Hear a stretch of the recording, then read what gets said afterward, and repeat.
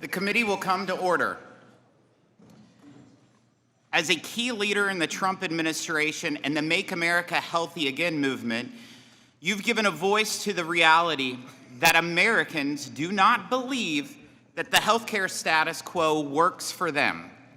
Despite spending $5.3 trillion annually on healthcare, more than 6 in 10 Americans have at least one chronic disease.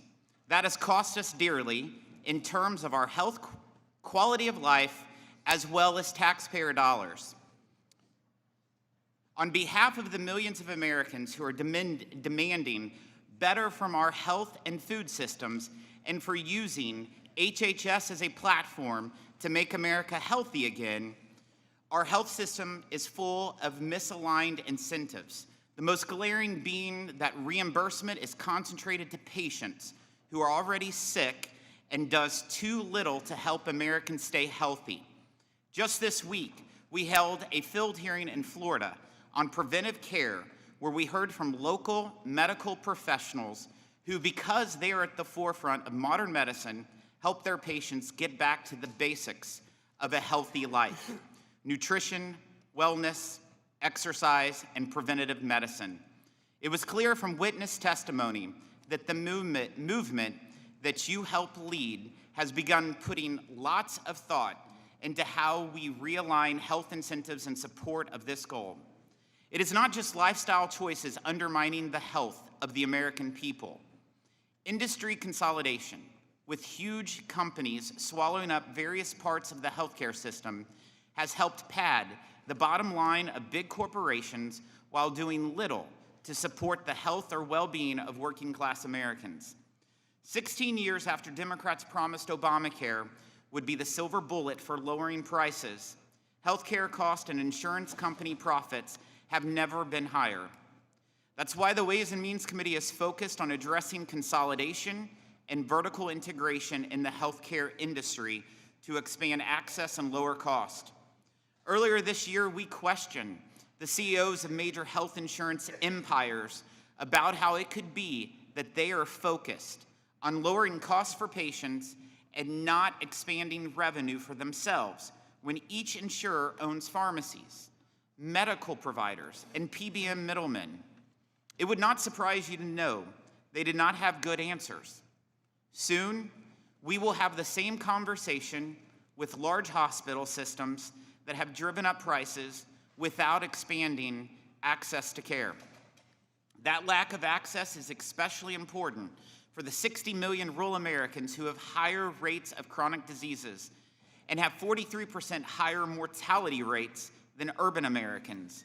We also need to do more to protect access to rural health care. I want to thank you for distributing the first installment of funds to states from the $50 billion Rural Health Transformation Program that Republicans enacted in the Working Families Tax Cuts. Rural communities in my home state of Missouri are thrilled to have this program to protect access to care and expand the quality of services offered to patients. I'd ask that you and your department work with Congress to continue stewardship and oversight of those critical funds to transform how healthcare services are delivered to rural Americans. And I hope we can find ways to work together to meaningfully reverse the incentives in healthcare that make it profitable to consolidate access at the expense of rural communities. Another critical priority of your administration is the First Lady's Fostering the Future program. Mrs. Trump joined the Ways and Means Committee yesterday in this very room for a special roundtable featuring 2 foster youth who shared their stories and highlighted the importance of this initiative to help more foster youth live a life of their own choosing. Members of this committee have introduced bipartisan legislation that complements the First Lady's initiative and represents the most significant reforms to the Chafee Foster Youth Program since 1999. We look forward to your partnership in turning these policies into law and then implementing them. We also need to work together to address fraud in our healthcare system. Every dollar stolen by fraudsters, illegal immigrants, and criminals is one less dollar that benefits the American people. including the $60 billion lost in waste, fraud, and abuse in Medicare alone. We must hold the criminals who steal billions from the American people accountable. One has to look no further than the alleged $3.5 billion of Medicare hospice fraud in LA County alone to know that this is a massive scandal that is waiting to be uncovered. I applaud your work and to help uncover numerous outrageous examples of fraud and look forward to providing you and the department the tools you need to root it out. I'm glad that the Trump administration is taking proactive steps to lower healthcare costs and expand access to rural communities. And the President's new anti-fraud task force is so important for identifying and prosecuting criminals. I look forward to discussing these issues and others today, and I'm pleased to recognize the Ranking Member Neal for his opening statement. Thank you, Mr. Chairman. Mr. Secretary, welcome. We share a heritage as sons of the Commonwealth. I was in that audience the day before the presidential election in 1960 as Senator Jack Kennedy finished his campaign in Waterbury, Connecticut, in Springfield, Massachusetts, and that night in Boston, Massachusetts. 24 hours later, he was the president-elect. The joy in our home can hardly be calculated in just comments like this. Stayed up all night for that result. We watched him declare victory the next day, and we were delighted. I passed out pamphlets for your dad when he ran for president in 1968. I was a delegate for Teddy in 1980 when he ran, and I ran his campaigns in Western Massachusetts. Great friends with your brother Joe, your nephew Joe, and your cousin Patrick. Together, with witness 2 days ago, when 5 governors of Massachusetts, Maura Healey, Mitt Romney, Bill Weld, Mike Dukakis, and Deval Patrick all gathered to celebrate the signing of what we believe to be the antecedents of the Affordable Care Act. All very capable people, regardless of party. We built in Massachusetts a mecca of healthcare for the world. We're proud of it. It's the gold standard. It has drawn investment. 2 days ago, Spain announced another $200 million that they would invest in our hospitals because they are destinations for the world. Our success has been beyond our wildest hope. Boston is the center of healthcare innovation in the world. CDC, NIH, Kendall Square, a fact, the highest concentration of research and development in the world in about an 8-block area. Our colleges, our hospitals, our nurses, our professionals, our advocates, all are extremely proud of what we did regardless of political party, and we don't want to see it dismantled. And by the way, as a footnote, Mr. Secretary, we also like Dunkin' Donuts coffee. We watch daily as the threats to this healthcare system that we have constructed, whether it's talking about measles and vaccinations, we remember what it was like before Dr. Salk's polio vaccine. My mom, who was a devotee of the Kennedy family, she said the way we prevented polio in the 50s was to stay out of fresh water in August. Let me say this, nothing has changed about the science of vaccines. We need people not to be preyed upon by demagoguery, and there should not be a politicization of these very issues. Let me go to some of the contradictions that the administration has made as we talk about budgeting. $1 trillion cuts from our healthcare system, putting 440 hospitals at risk so that we can have a tax cut for the wealthiest among us, and that's based on tax distribution tables. That's not made up at this moment. Baseless claims about Tylenol and autism, this damage could be catastrophic. The administration's agenda includes obstacles to better health care. Costs are sky high, but that has much to do right now with a lot of issues, including tariffs in Iran. We want to push healthy eating for everybody, and I've not met any candidate anywhere who ever said, vote for me, I'm for more fraud. That doesn't happen. We want a fair and balanced approach to looking at it. A proposed cut of 12.5% to HHS. Let me remind all in this room. And you're going to be familiar with this name, Mr. Secretary, Silvio Conti. He was the Republican member of Congress in the district next to mine. He was the author of the LIHEAP program, and it has worked beyond any objective measurement that we believed at the time. He wanted to make sure that people had an opportunity in the climate of New England to heat their homes during the winter. 159,000 families in Massachusetts relied upon LIHEAP last year. Attacking child care providers and delaying their payments means more parents will choose between the child care and their paycheck. Families see through podcasts and campaigns. 60% of the American family worries right now about affording health care. We should be fixing and repairing the parts of the health care system that we want to improve for all members of the American family. We should not be offering just to deflect blame. We should be pointing out this achievement. People should not have to choose between medicine and child care. We delivered historic relief with Medicare negotiations. We capped out-of-pocket costs and we lowered premiums. We need to come to the aid of the American family at this very difficult time. Republicans need to understand that Americans deserve a fair shake. I'm going to close on the note that I opened with, and Mr. Secretary, I think you're well aware of it.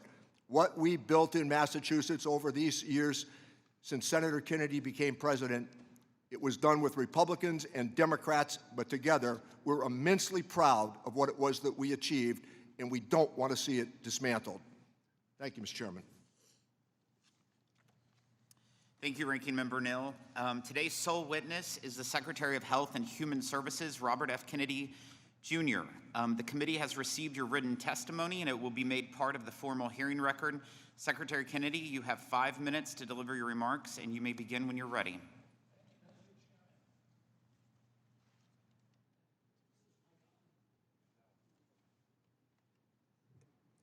Now? All right. Thank you, Mr. Chairman, Ranking Member Neal.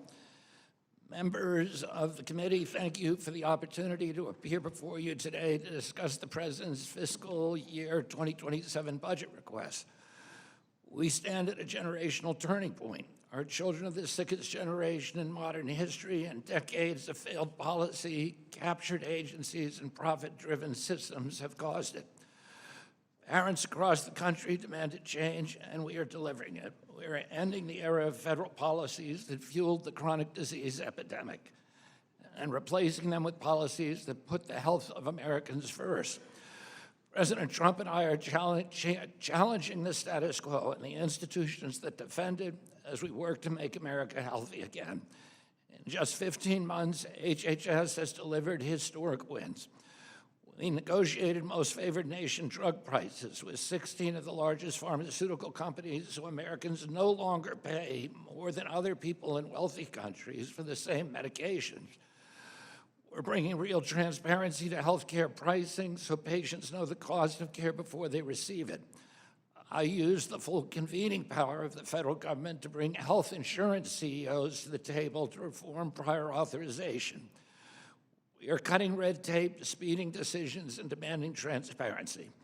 We are also cracking down on waste, fraud, and abuse. This year, HHS and USDA issued new dietary guidelines that put real whole food at the center of the American plate.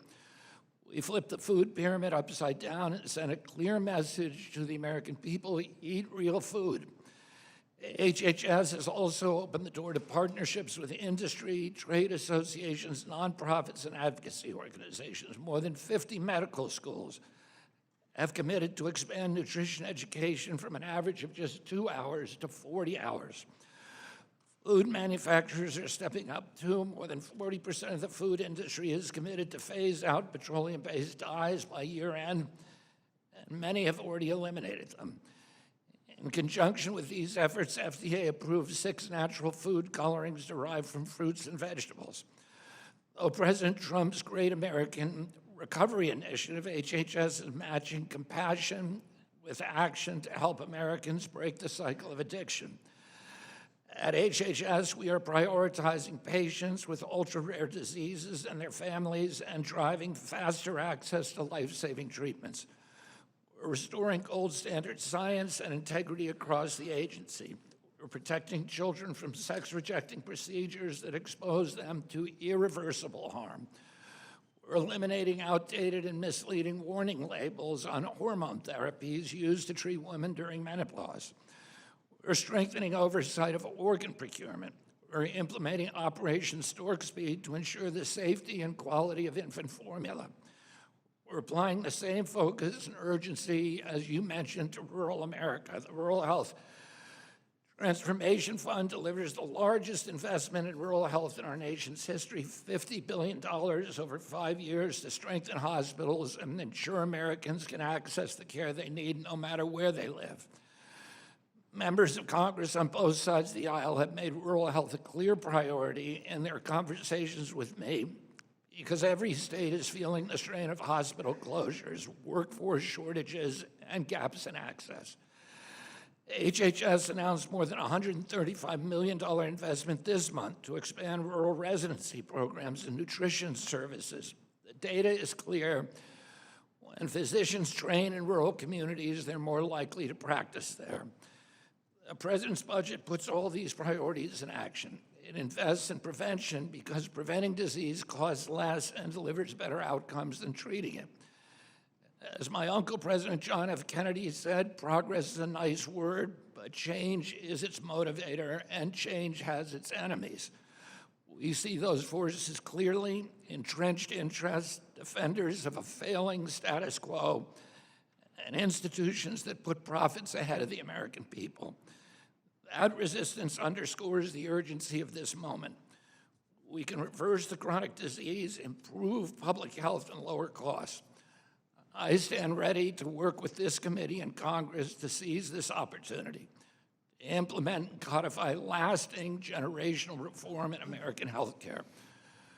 For our country, for our children, and for the health of the American people, together we can make America healthy again. Thank you very much.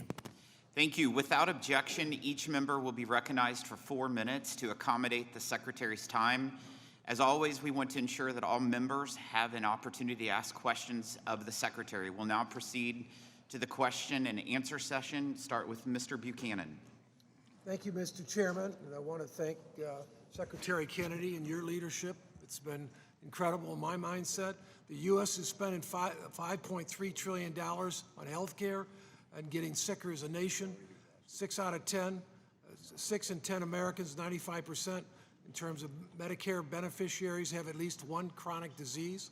Roughly half of the adult population is projected to be obese by the end of this decade. I believe this problem stems from unhealthy and ultra-processed foods, and I applaud HHS and its continued support and leadership on this issue. We must prioritize prevention as the key to reversing trends in heart disease, obesity, and diabetics.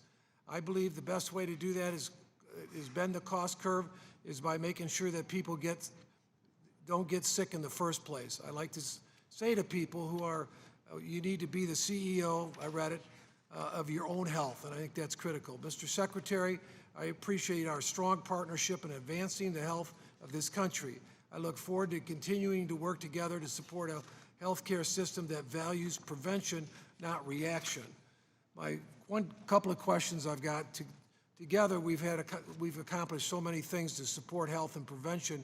For example, we've worked on the food pyramid, is real food, cutting the ultra-processed foods. We're also brought back the presidential fitness guides, which I'm excited about. And I guess, in terms of what some of the things that we've done, what do you think we could be doing more of in that space in terms of diet and exercise?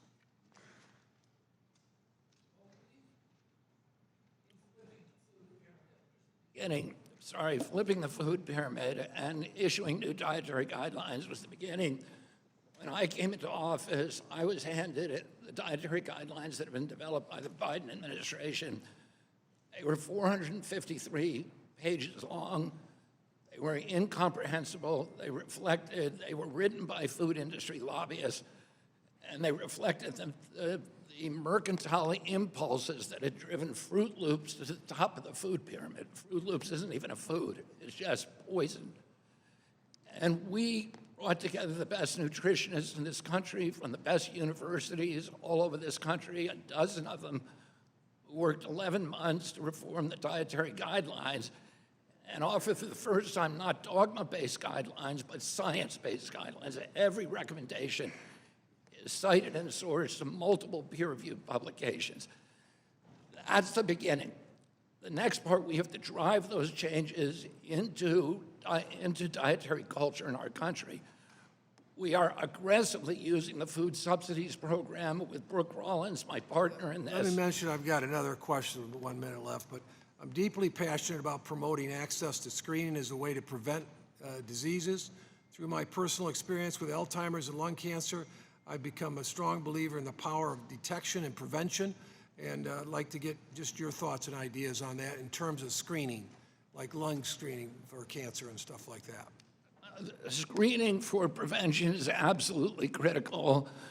We are reforming now the USPSTF, which is the committee that decides on new procedures and interventions that need to get CMS compensation. And that committee has been lackadaisical and negligent for 20 years. We're now bringing new members on who have a clear mission. We're going to have much more frequent meetings. We're going to have, for the first time, transparency. We're making huge investments at NIH and elsewhere in doing the kind of science that we need to do better screening for Alzheimer's. Thank you, and I yield back.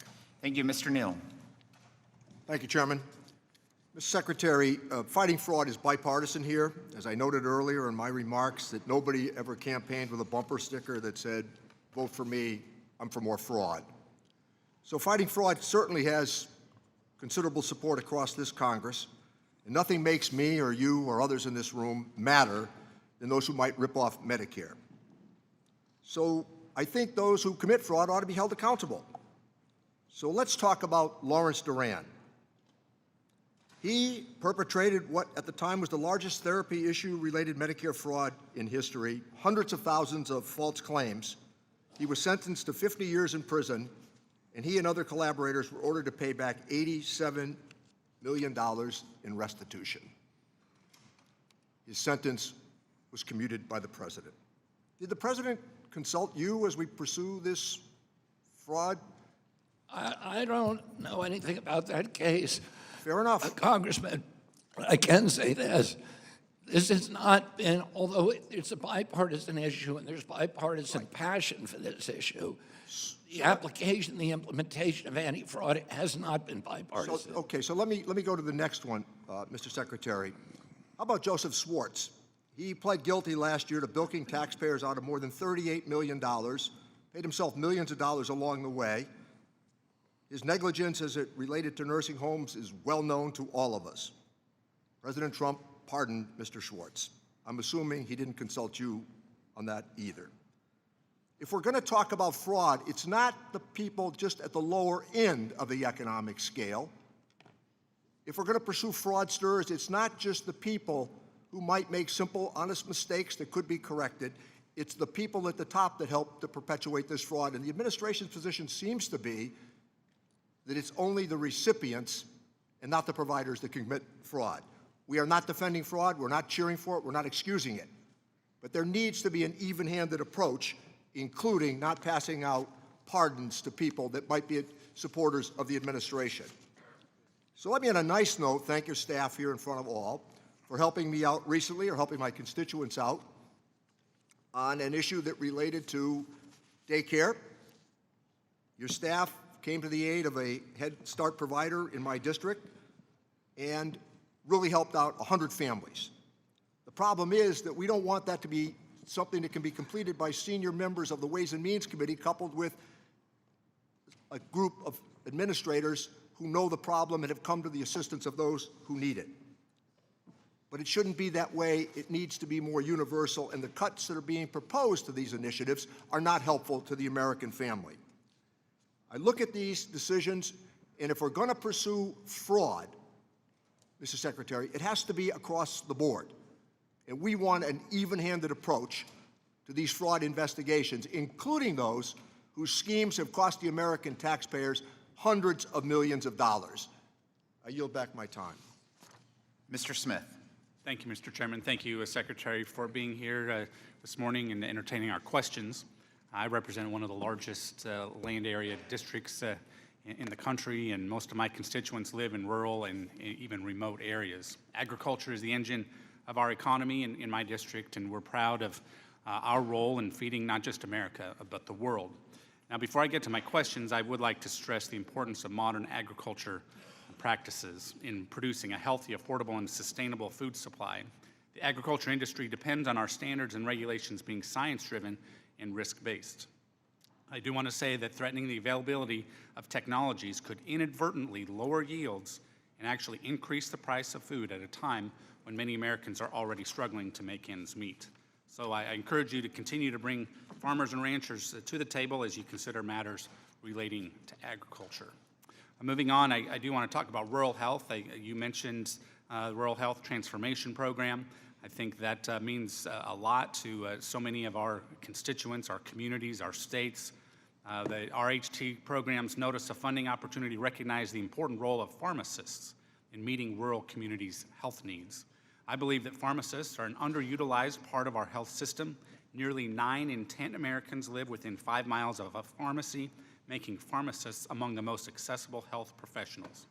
Because of the broad accessibility, I think there is more we should do to empower pharmacists to help meet rural health needs. That's why I introduced a bill we call ECAPS that would improve access to care for seniors across America by providing Medicare coverage of pharmacist-administered tests and treatment for common illnesses like COVID, flu, and strep. By allowing pharmacists to test and treat seniors for common illnesses, we can make these services more accessible and reduce pressure on emergency departments. I do want to ask, what is your approach to improving access to healthcare services for Americans who live in rural and remote areas, and what can we do to ensure Americans in rural areas aren't left behind in our healthcare system? I mean, last week I went to Arizona to announce an unprecedented $125 million investment in community health centers, which are serving 39 million Americans, mainly in rural areas around the country, to improve nutrition and also retention of their workforce, which is one of the reasons that so many of our rural health programs, so many parts of it are failing today. We've seen closures of 120 rural hospitals since 2010. It is a crisis when these hospitals close. It doesn't just deny access to health care. Those hospitals are economic drivers for their community. They're the highest paid jobs. They're oftentimes the biggest employer.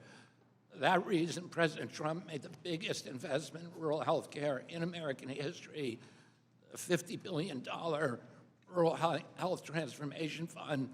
Right now, Medicaid gives about 7% of its money to rural hospitals, and it's about $20 million a year. Well, we're increasing the flow of federal dollars to rural community health care, an extra $10 million a year, so that's a 50% rise over the next 5 years, and it's going to give those hospitals the ability to upgrade their infrastructure, to install telehealth, to move to AI, and to retain workers and do all the other things they need to achieve permanent stability. I appreciate that. And just in closing, and I just want to note, moving to CMMI, Center for Innovation, I appreciate its intent.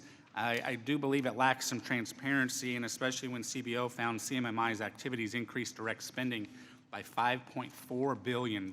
So my time has expired, but I would encourage you to take a look at that so that we can make sure that innovation drives cost savings and better outcomes rather than just driving more spending and not positive results. Thank you. CMMI has been disastrously mismanaged in the past. We are changing that. We're making it a center for innovation that Congress intended it to be. Thank you.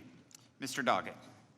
Mr. Secretary, since waste, fraud, and abuse has been something of a watchword in this administration, I'm sure that you're familiar with the December 3rd Government Accountability Office response to a request by Chairman Smith which reported significant agent and broker fraud with the Affordable Care Act, including brokers signing up people who didn't even know they were signed up. As you're aware, last May, under your authority, CMS fully reinstated all 850 brokers and agents who had been suspended back in 2024 because of suspected ACA fraud. Can you guarantee to our committee today that every one of those suspected brokers and agents was thoroughly investigated and found to be innocent of any fraud, any wrongdoing, or criminal activity? I can tell you, Can you, sir? Yes or no?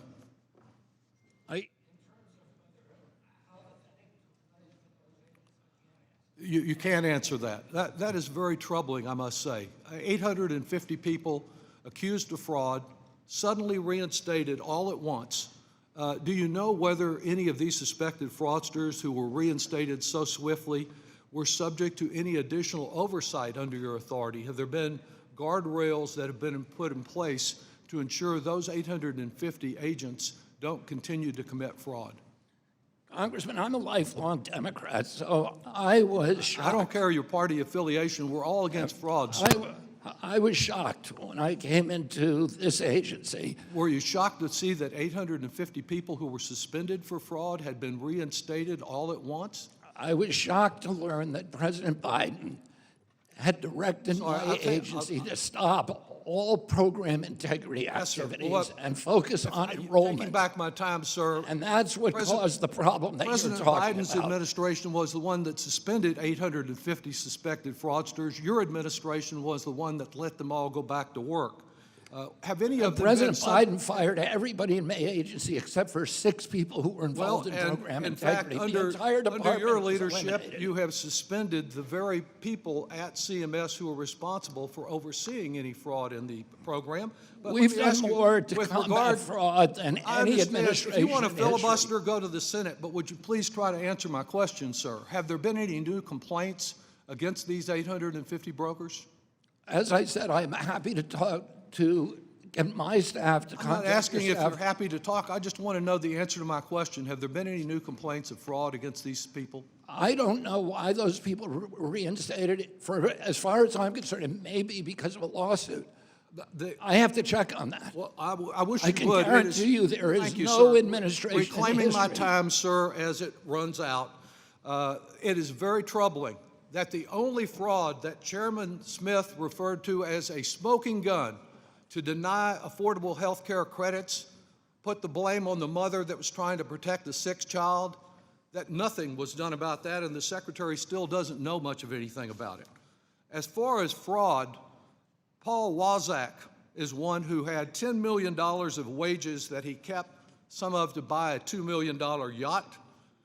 His mother contributed to the Trump campaign, and he no longer has to pay $4.4 million or stay in prison. Mr. Secretary, I want to know what role you play in the soft-on-crime approach to healthcare fraudsters. Have you recommended that any of these healthcare fraudsters should get pardons or commutations, or did the campaign contributions speak for themselves? I don't think there's anybody in this country. I don't think there's anybody in this country who believes that this administration is soft on fraud. We're the first Just administration the in history. fraudsters We're who going have after the money fraud in the every cottage state. industry to get themselves pardoned and not even have to restitute what they've taken from those they've defrauded. It's really a disgrace. It's I'm just surprised not- you would defend it. It's not a credible story. It's a fact, sir. It's not a story. It's a fact. Mr. Kelly, More fraudsters pardoned than time any has president in expired. American history. your time has expired, Thank Mr. you. Doggett. Mr. Kelly. Thank you, Chairman. Mr. Secretary, thanks for being with us today. And as usual, the meetings will continue till our morale improves. I did want to just talk about one thing real quickly. I'm really wishing you success in the rollouts of the bridge and balance models, expanding seniors' access to weight loss drugs, and as Mr. Buchanan talked about this is really critical. But at this point in today's hearing, I'm going to turn my time over to Mr. Schweikert from Arizona. I think he has would take more than 4 minutes for him to go through all the things he wants to ask you. But again, thank you for walking out of where you were into this. I appreciate what you're doing, and your family has always been a hallmark of American service. So thank you so much, Mr. Secretary. Mr. Schweikert. Thank you, Mr. Kelly. And I appreciate him doing this. And well, let's actually do some waste and fraud where we have real money. I actually want to talk about what's often referred to as CPAP, the CDPAP, New York Health. Let's actually use New York because that's actually what us in oversight have been looking at. Something is wrong when the biggest job creator in New York City over the last few years turns out to be a home visitation program that you all manage. We have some data here that basically says for every 1,000 residents 65 and up in New York State, the whole state, 171 are receiving these stipends, these payments. In New York, if New York itself was actually at the Medicaid population average, it would save $43 billion a year. When we start to actually examine and dive into the numbers, the disproportionate, yes, we have frauds here, frauds there, but we have entire states that seem to be helping this fraud along. What do I do to help a program like this that substantially expanded during COVID, that we now have not only New York, but a handful of other states that seem to be using it as a jobs program and not a health program?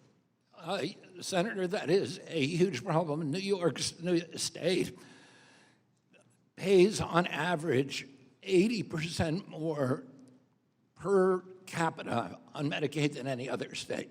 80% over the average. And part of the reason for that, as you point out, are these waiver programs that the states, many of the states have now applied for and received. In the old days, Medicaid paid for medical procedures. So if you got a hernia operation, we could figure that out at CMS. We could see you had a scar. It was done by a licensed doctor, by a licensed nurse, and we could track to make sure it actually happened. The waivers allow people, family members, who are taking care of an elderly parent to get paid for balancing the checkbook, for picking up the groceries, for driving somebody to a doctor's appointment. Today, the biggest job in New York, 650,000 people, the biggest employment niche is home care. These are family members who are getting paid to do things that they used to do as family members for free. And this is rife with fraud because we have no way at CMS to determine whether they actually perform that duty or not. We don't know whether you drove your grandmother to a doctor's office. So it's an opportunity for fraud, and states corrupt people, fraudsters are taking that opportunity all over the country. And it's one of the reasons that Medicaid doubled during the Biden administration, because we are paying for fraud now as much as for medicine. Thank you, Mr. Secretary. And we get a round two. I yield back. Mr. Thompson. Thank you, Mr. Chairman, and thank you for your persistence in getting this hearing scheduled. And Mr. Secretary, thank you for finally appearing before our committee. Mr. Secretary, let's start with an easy one. Do you have a medical or public health degree? No. No? No. Yet you're overruling doctors, scientists, and public health experts across our country. Your dangerous conspiracy theories are undermining safe and effective vaccines. Mr. Secretary, I want to echo my friend, the ranking member's comments about polio. I remember as a kid, kids older than me in school with me who got polio. They live with the lasting impacts of that infection for the rest of their lives. I was fortunate to get the polio vaccine, and I was fortunate to never get polio because of that vaccine. And because we're about the same age, I'm sure you have similar experiences. But now you undermine vaccines and are helping make diseases deadly again. Mr. Chairman, I ask unanimous consent to submit for the record this article from the Sacramento Bee about the rising measles cases in California. Without objection. Thank you. In 2000, measles were declared eliminated in the United States. And I've got a graph behind me that shows that. Under 4 years of President Biden, there were 514 measles cases in the U.S. Under just 1 year of President Trump, there are nearly 2,300 cases. Mr. Secretary, kids have died because measles is running rampant under your watch, in large part because President Trump allowed your conspiracy theories to run our public health. Americans need serious leadership grounded in evidence and science. Instead, we have you and this president elevating misinformation and undermining basic public health. HHS should be led by professionals who respect science and data, listen to doctors, and put patients first, not by rhetoric, not by conspiracy, and not by ignoring established medical facts. So today, Mr. Secretary, this is not just about policy differences. It's about whether this department is going to protect the health of the American people or put them at greater risk. Right now, it looks like the latter. Let's not sugarcoat this. Americans are paying more for health care, not less. Families are being squeezed at every turn, and instead of relief, they're being handed policies that will make things much worse. You and this administration promised to lower costs. Instead, costs are rising. And you and this administration ripped health care away from millions of people. H.R. 1, the big, ugly, big, beautiful bill, whatever it's being called these days, cut $1 trillion from Medicaid. That means fewer doctor visits, delayed care, and more people showing up in already overcrowded emergency rooms. Let's be honest where this leads. People will get sicker, preventable conditions will go untreated, and people will die. Mr. Secretary, you shouldn't be in this office. I yield back the balance of my time. Mr. Schweikert. Mr. Secretary, you are actually the first person I've had in my 16 years who's actually willing to have conversations with me on how to have the revolution of lowering the costs of health care and help our brothers and sisters be healthy. But I want to go to one that makes the lobbyist community pucker up because every other lobbyist seems to be working on this. These are just some of the MedPAC reports. You pay for them. They basically say Medicare Advantage, Medicare Part C, has a misalignment on the math. We need to come to a final conclusion. Are these accurate? Or the stories I get from the lobbyists accurate? Are the insurance companies accurate? Because the latest report says Medicare Advantage comes in at 114% of fee-for-service. In 2005, when we set up Medicare Advantage, which I'm a big supporter of, a capitated model where you make your profit by helping your brothers and sisters be healthier, instead of a model where you make your money by constantly risk scoring them as sicker. And you saw last year's Wall Street Journal series showing how many people had been scored as being sick and they didn't have that disease. They had never been tested for that disease. 114% compared to 95% fee-for-service is about $1.75 trillion over 10 years, making it the single biggest misalignment in the federal government. Can I beg of you, and I know you're gonna, Dr. Oz and others, we need to put everyone in a room, maybe our actuaries, maybe my economists from the Joint Economic Committee who've been working on this for 3 years. It's a stunning amount of money. How do we use Medicare Advantage, a managed care model, to have your vision of they make a profit because you helped people be healthier? It may require a multiple year enrollment, so there's a payoff for the investment. 31% of Medicare spending is diabetes. What can I do to work with you? What can I do to move CMS and HHS to a vision here of health care for seniors? Thank you, Congressman. I'd love to have those discussions with you. I'll say the fraud, a part of it is perverse incentives, as you pointed out, and part of it is fraud. Medicare Advantage was created to end perverse incentives to give us value-based care, as opposed to traditional Medicare.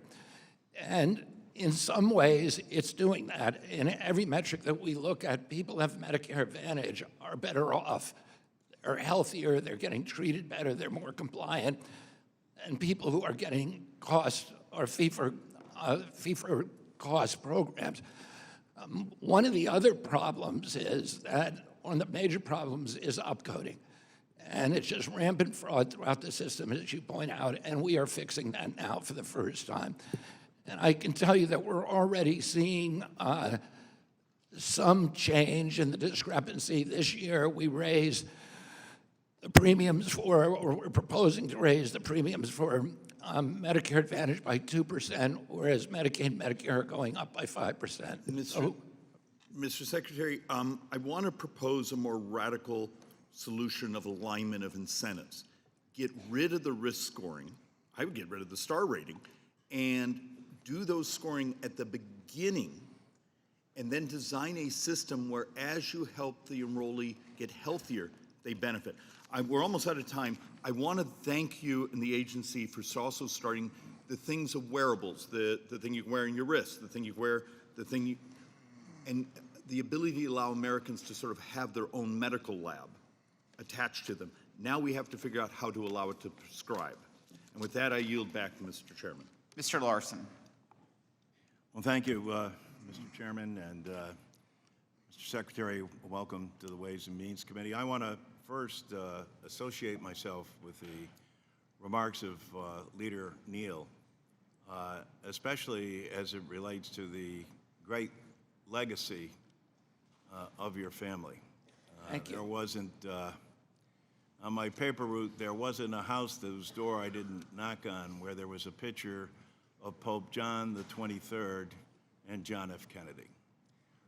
That's how deep and incredible influence that the President of the United States, the first Catholic elected, had on generations of people, and still every bit as much relevant today as he was in the 1960s.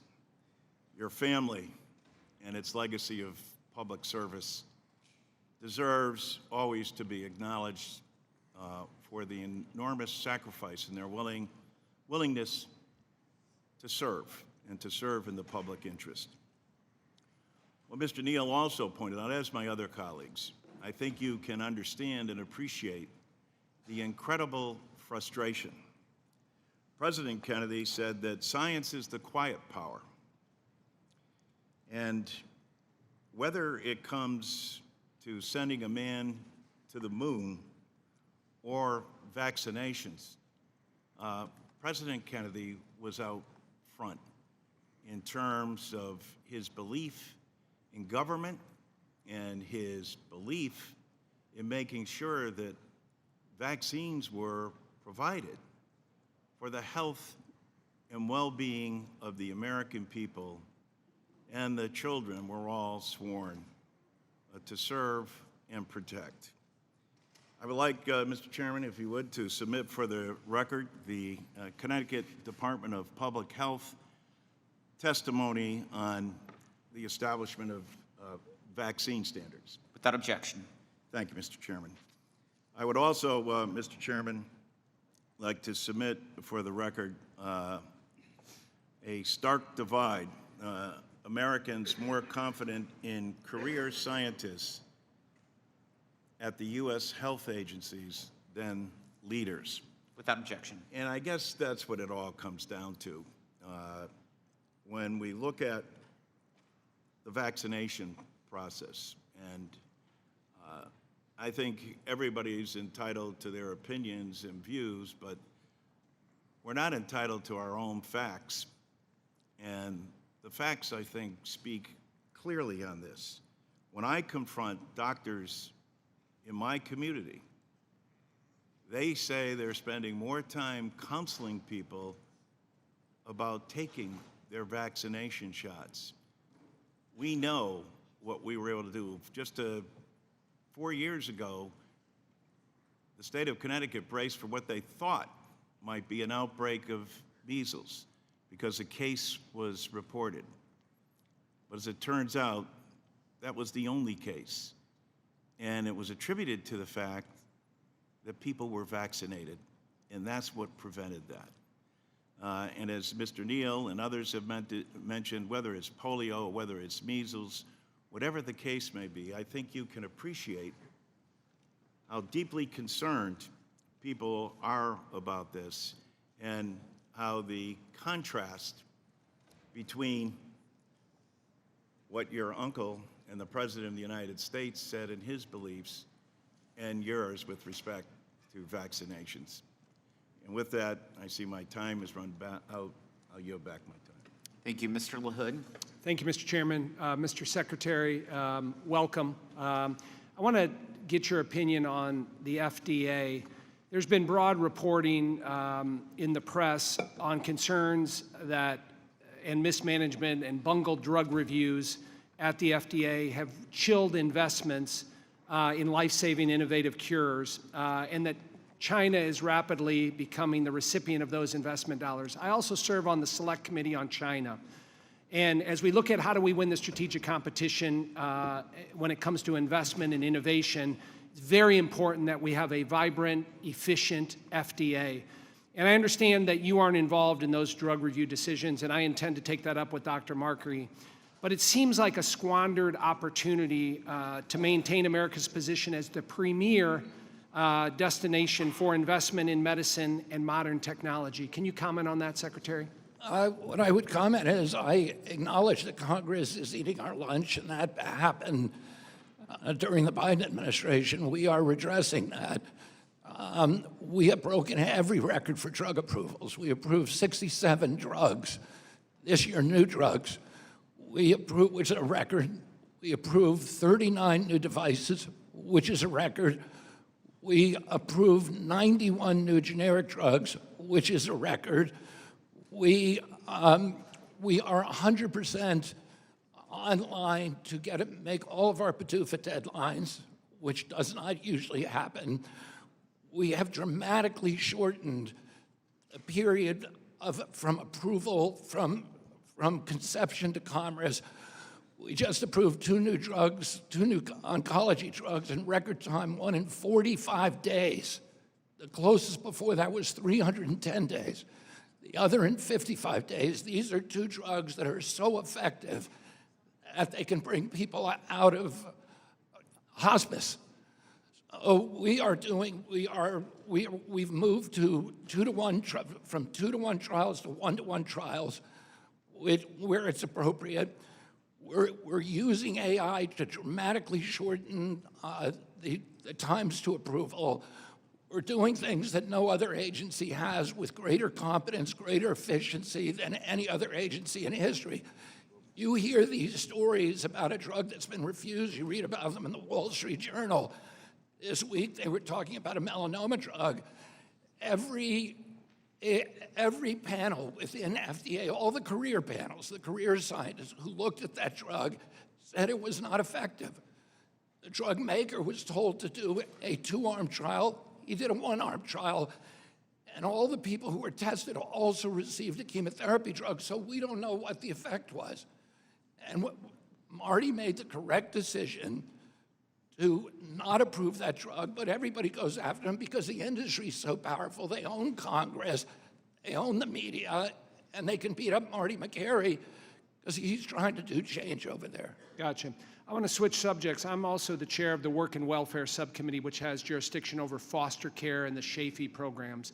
Yesterday, we had the First Lady here to talk about Fostering the Future, her initiative when it comes to foster care. Can you comment on the role HHS is playing in implementing the Fostering the Future executive order to help improve outcomes for foster youth? President Trump and the First Lady, who's been extraordinary for us to work with, have said their vision is 1 family for one child. Right now, we have a 2-to-1 ratio. And part of the reason for that is that the Biden administration was excluding an entire class of people because of their religious beliefs. We are, and told the states to actually pass laws, instructed them to pass laws refusing families who had certain religious beliefs, mainly Christian religious beliefs, to not be allowed to have children. And that dramatically constricted the pool of available parents. We are changing that. We're also addressing one of the big issues, which is to allow children to stay with their families of origin. One of the biggest drivers of those separations is drug abuse. And we are aggressively going after these issues. And partially as a result of our work, the number of foster children has dropped from 425,000 to 325,000 because there's more kids who we're doing our early preventative services on and intervening early with parents who have drug addiction problems. Thank you, Mr. All right. Secretary. I yield back. Mr. Davis. Thank you, Mr. Chairman. Secretary Kennedy, thank you, and I too share the admiration of your family's legacy and contributions to the development of this nation. In my district in Chicago, though, child care can be hard to find. And when parents can't find child care, they can't go to work. Last week, President Trump said, and I quote, "The United States can't take care of daycare because we're fighting wars and need to spend our money on those." Do you agree with President Trump that we should cut child care to pay for his war in Iran? I don't think that that's what President Trump meant, Congressman, and I appreciate you very much for actually giving me an opportunity to answer your question, which none of your colleagues have done. They've all shut me up, and they've talked about science, but science is about debate. They give a little speech that they can go and market, for fundraising, and then they don't allow me to answer the question, and I deeply appreciate the respect that you've shown. Well, In this thank you. budget, we were told to make a 12% cut across our department because Congress wrote a $39 trillion debt. We're now having to tighten our belt. The me two move programs on. that I protected, Secretary. and that Roosevelt protected were the Head Start program. Okay. Oh, it is getting no cuts. And I've got incidentally, another- there have been no cuts to Medicaid. Look at got the another CBO. question that I need to ask. Black women are nearly 3 times as likely to die from pregnancy-related causes as white women. Yet the Trump administration is undermining black maternal health from all sides. The GOP slashed over $1 trillion from Medicaid, which pays for over 40% of births in the United States. President Trump just proposed cutting maternal and child health programs by over $800 million. DOGE canceled funds for several research projects that could save countless black mothers, like the Morehouse School of Medicine research on improving the health of black pregnant and postpartum women. How can we lower black maternal health experiences if we're cutting funds for these critical programs? And the administration says that you can't consider race or ethnicity in healthcare. This administration, under my leadership and President Trump's leadership, is doing more to advance maternal health than any other administration in history. It was tremendous duplication of departments. We had 42 different maternal health services in our department, and we cut some of those and consolidated them. Right now, we are investing huge amounts of money in maternal health. We serve 59 million American mothers. Our perinatal program, which is a groundbreaking program, we're now in 220 hospitals, Well, thank you. has reduced maternal mortality in those hospitals by 42%. My time Nobody's is done going that in to- history. My time is going to expire, but let me ask you, the community health centers are excellent stewards for the 340B program, and have done a great job with them. Now they're burdened with a new model and reporting requirement. Would you consider exempting the health centers from that model of rebate, all of the reporting things that are making it difficult? I'm happy to talk to you about that. I can say that we are increasing the budget.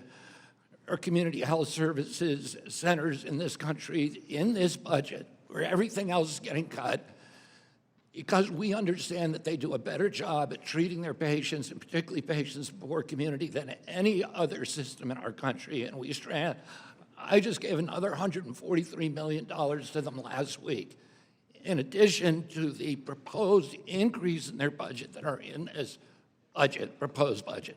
Thank you, Mr. Chairman. Now you're back. Thank you. Mr. Estes. Thank you, Mr. Chairman, and thank you, Secretary Kennedy, for being here today. You know, I want to start by commending the Department of Health and Human Services for establishing the MAHA Commission and Administration for a Healthy America to fight chronic disease and promote healthy living for all Americans.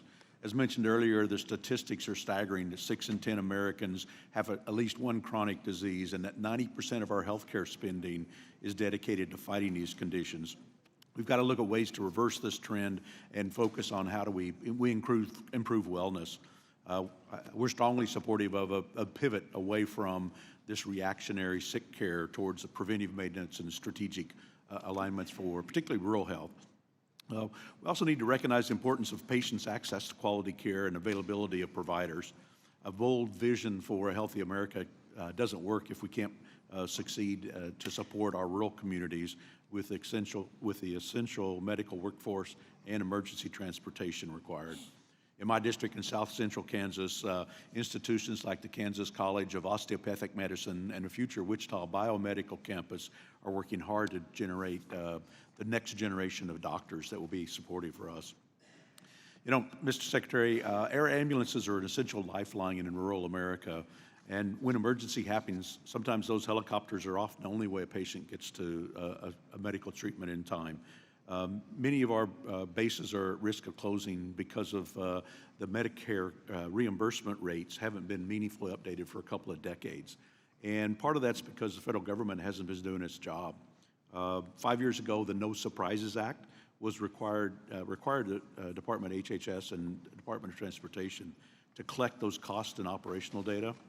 And to date, those rules haven't been finalized. And I wanted to just ask, you know, how can we work together? How can we get HHS and Department of Transportation to work to update that? I am happy to work with you on that. I can tell you that the No Surprises Act was passed with the best intentions, and it was a great law, but it was not implemented by the Biden administration.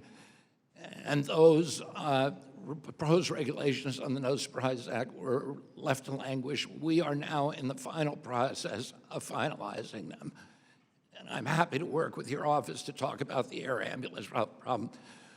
And these are huge. This is a huge issue, particularly in Alaska.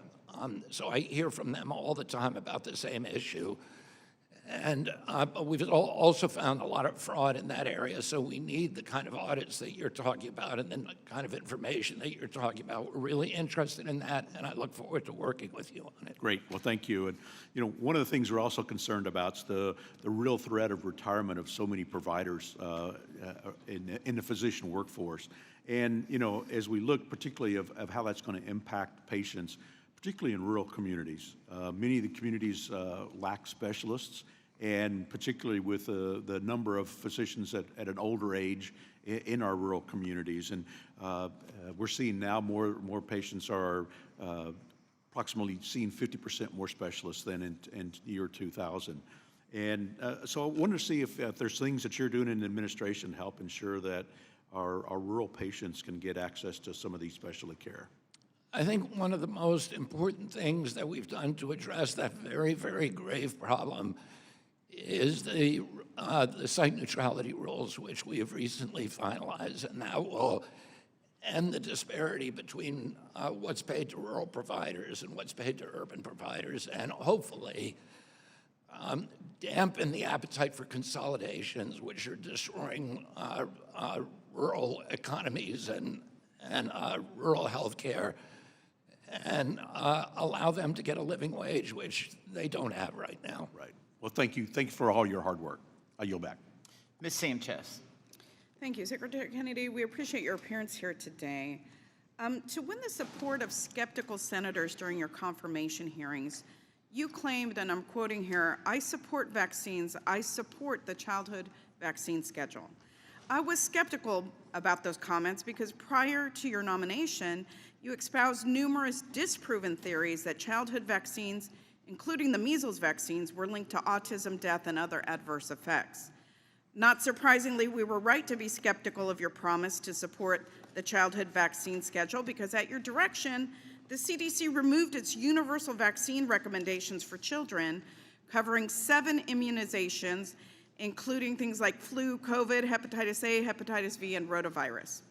On Fox News last year, you stated, and I'm quoting you again here, "There are adverse effects from the vaccine. It does cause deaths every year. It causes all the illnesses that measles itself causes." A deadly measles outbreak in Texas killed an unvaccinated 6-year-old, the first such death in a decade. So simple yes or no question. It's not that we don't want to let you answer, it's that we all have limited time, and you have plenty of time to answer questions, and you had plenty of time to give testimony at the beginning. So simple yes or no answer will do here. Do you agree with the majority of doctors that the measles vaccine could have saved that child's life in Texas? It's possible, certainly. Okay, thank you. I want to look at some very important data. In 2024, under the Biden administration, which apparently seems to be responsible for every ill in the world, in 2024, under the Biden administration, there were 258 cases of measles.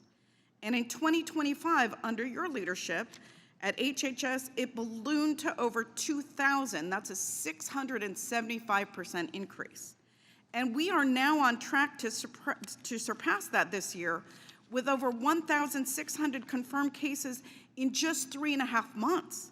If we project those numbers out for all of 2026, we can expect a whopping 6,400 cases of measles. That's a 2,380% increase in a preventable disease. CDC data also shows that about 80% of children who died from flu this season were not vaccinated. The anti-vaccine rhetoric you ran on and the anti-vaccine actions you have taken over the last year clearly correlates with the dramatic increases, again, in preventable diseases. As a mother, this horrifies me. Stopping the spread of communicable diseases is one of HHS's primary responsibilities, and a strong public health messaging campaign on the importance of vaccines could have stopped this surge of measles cases as it had in past outbreaks. But I was appalled to learn that the CDC suspended public health messaging on vaccines last February. It ended a successful flu vaccine campaign as well. My question is, did President Trump approve your decision to end CDC's pro-vaccine public messaging campaign? You've got a lot of misinformation there, first of all. No, I'm asking you a question. I Let me appreciate a respond response to the misstatements that you've made. No, you have other opportunities. I have limited time. I only have, Please you're answer my the only question. opportunity I have to Did President Trump respond. approve your decision to end CDC's pro-vaccine public messaging campaign? Allow me to respond to a lot of the misinformation. No, that answer you my just- question, please, sir. I have limited time. There's a global measles epidemic. We've done better in preventing There's it than no, any country there in is the world. no country that has seen a bigger percentage increase. That's not than true. this. Mexico has 3 times our measles, and they have 1/8 of our Did President Trump approve population. your decision to end the CDC's pro-vaccine public messaging Canada campaign? has double the Was that a measles, and decision they that have was made 1/3 by of Trump? 1/8 of our Did population. he approve that?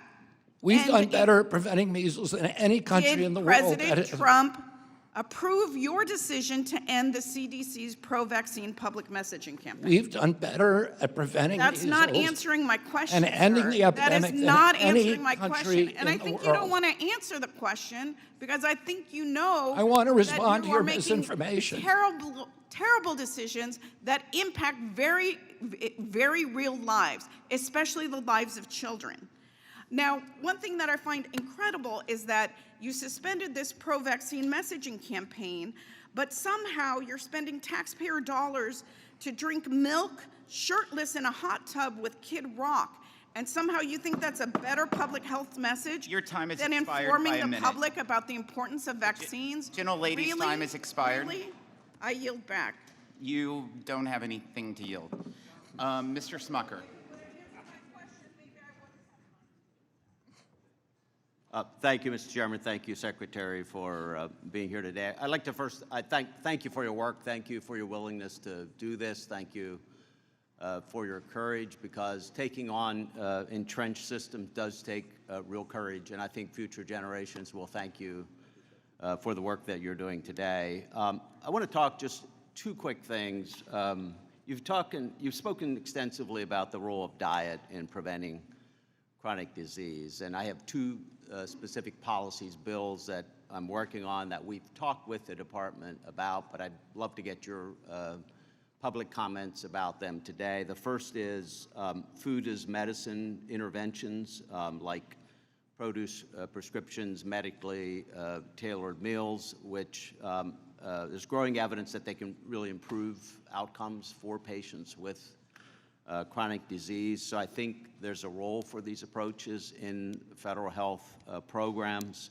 And of course, you know, CMMI is created specifically to test new healthcare delivery models that improve outcomes, lower costs.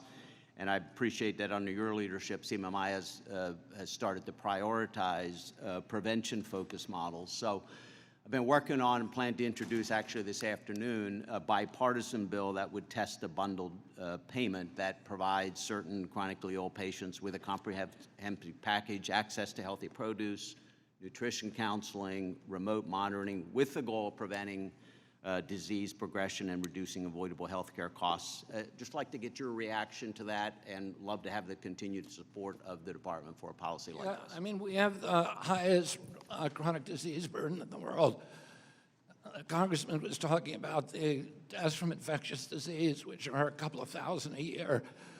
90% of the people who die, the 3 million people who die in this country, die of chronic disease, and nobody's paying attention to this. And all of these members have ignored this for as long as they've been in office. This is the real threat to American health. In fact, during COVID, we had the highest death rate of any country in the world. And when you ask CDC, why is that true? They say, well, it's because we're the sickest population. The average American who died from COVID had 3.8 chronic disease. Well, what was killing them, COVID or the chronic disease? You have to understand chronic disease, infectious disease has a very hard time killing a healthy person. It kills people with chronic disease. And I'm looking forward to, you know, up to 70% of type 2 diabetes can be reversed, and people can even lose the diagnosis simply by changing their diet. Yep. Well, thank you. I do want to bring up one additional piece of legislation that we're working on. You know, food manufacturers are moving in the right direction due to your leadership on reducing additives, reformulated products, responding to consumer demand for healthier options. There's still a gap, though, in what's in the generally recognized as safe or GRAS pathway, where companies can self-determine a substance is safe. They determine that themselves, often relying on their own expert panels with limited transparency into potential conflicts of interest or underlying data. So that's another piece of legislation I'm working on. I think we should establish clear standards for self-GRAS panels, strengthen public confidence in our food supply. Just wanted to get your thoughts. Do you believe reforms like that are necessary? That's absolutely critical. We have finalized in my agency a closing the GRAS loophole, and that regulation is now going through the interagency process. We're a little bit hobbled in what we can do, and Congress can do much more. So my office would love to work with your office on getting a much stronger bill, much stronger regulations. The GRAS loophole has been hijacked by the food industry. And because of that, we have 10,000 ingredients in our food. In Europe, they only have 400. And most of those have never been safety tested. We don't even have a list of them. We have no idea what they are. It essentially allows the industry to put in any chemical they want, any chemical they devise in lab, into our food without even the slightest regulations. And that needs to be changed if we're going to make America healthy again. I appreciate your help and your leadership, Congressman. Thank you. Look forward to working with you on that. Ms. Sewell. Mr. Secretary, you've made a number of outlandish and frankly disturbing comments both before and during your tenure as Secretary of Health and Human Services. I want to draw your attention to one of those times. In a 2024 podcast interview, you suggested that Black children on ADHD medication should be reparented. You said every Black kid is now just standardly put on Adderall, SSRI, benzos, which are known to induce violence, and that those children are going to have to go somewhere to get reparented. There is a lot to unpack in that comment. I know that you've already answered several of the questions I was going to ask, and so I'm just going to rephrase them. Mr. Secretary, you've already admitted that you are not board-certified physician, and you've already admitted that you did not go to medical school. Have you ever reparented, or parented, I should say, a Black child? I don't even know what that phrase means, and I doubt that I said it. Just a yes or no answer. I doubt that I said that it. phrase. You No, absolutely I'm not said going to answer something that I didn't say. You absolutely said it. Oh, I'd like to hear the recording. So to be Because clear, it doesn't make sir, any I'm sense. I'm I gonna don't even know reclaim what my it time. means. I don't either. That's why I'm asking. And by the way, So to be of clear, you're not a 26 doctor, you have no medical degree, and you have no formal medical training. As and have- you have never as have- parented a as Black have child. 24 of the suggesting 26 that HHS government- secretaries Mr. have not had Secretary, medical This is my degrees. time.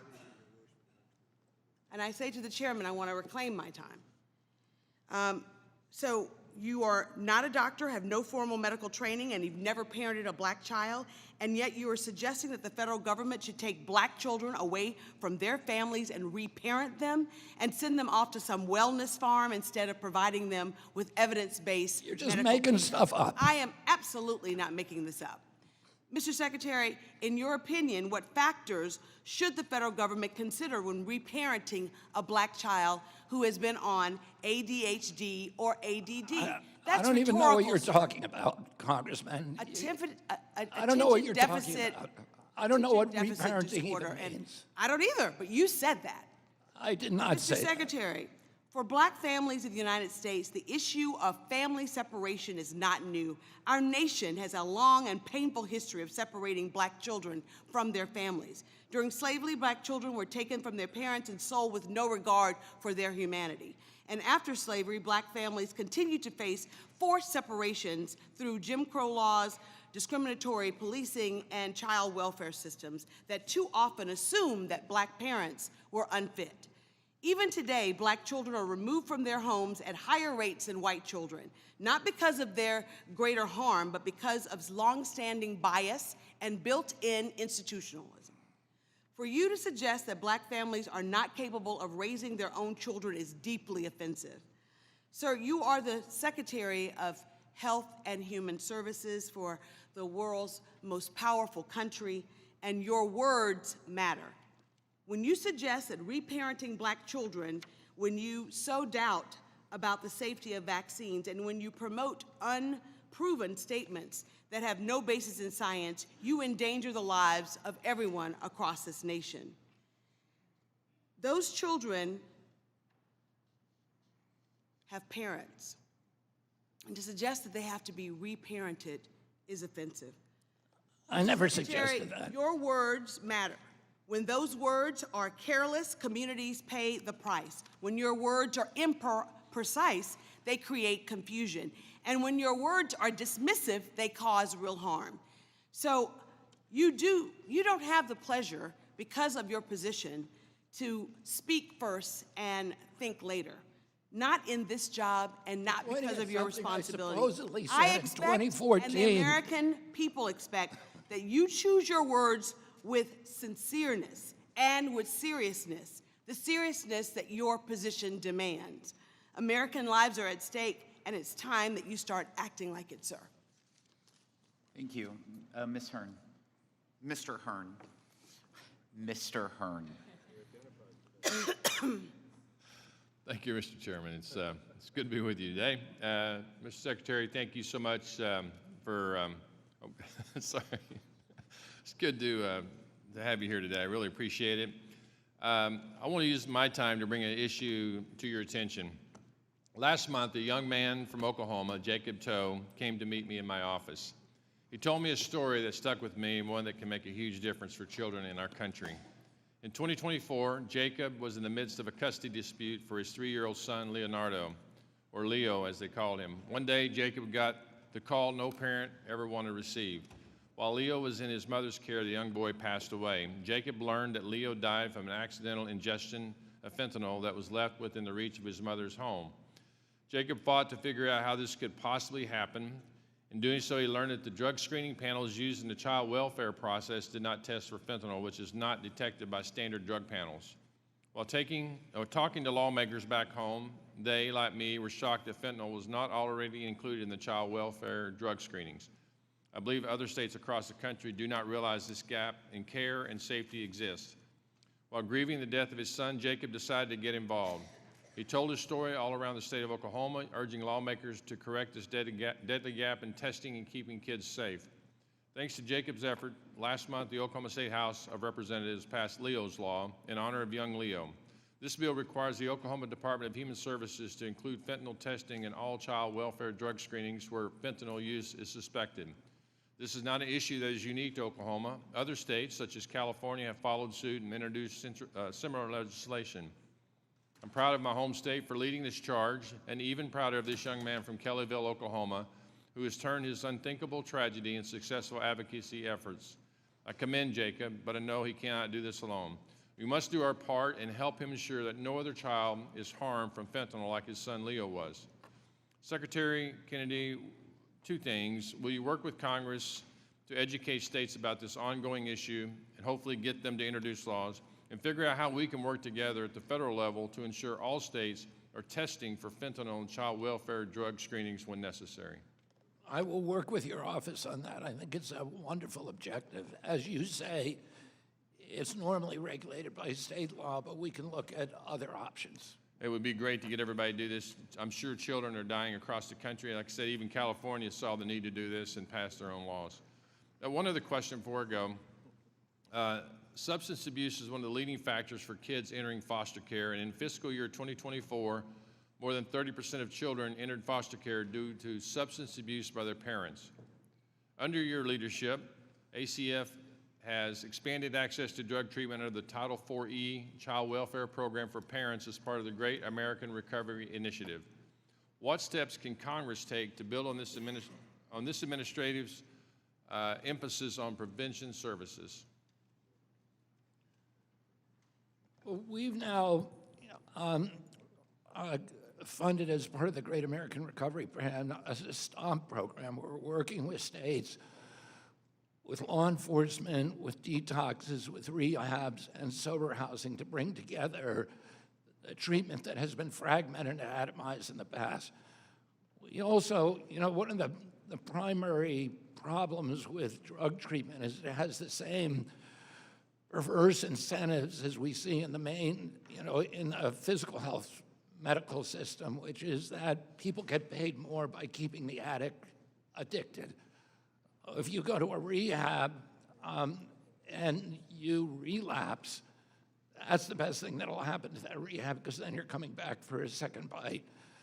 And we're now working on implementing a model, and I actually visited a place in Arizona called Camelback this week that guarantees where the rehab, after you go there for 30 days or 60 days, will guarantee if you relapse within the next 12 months, you come back for free.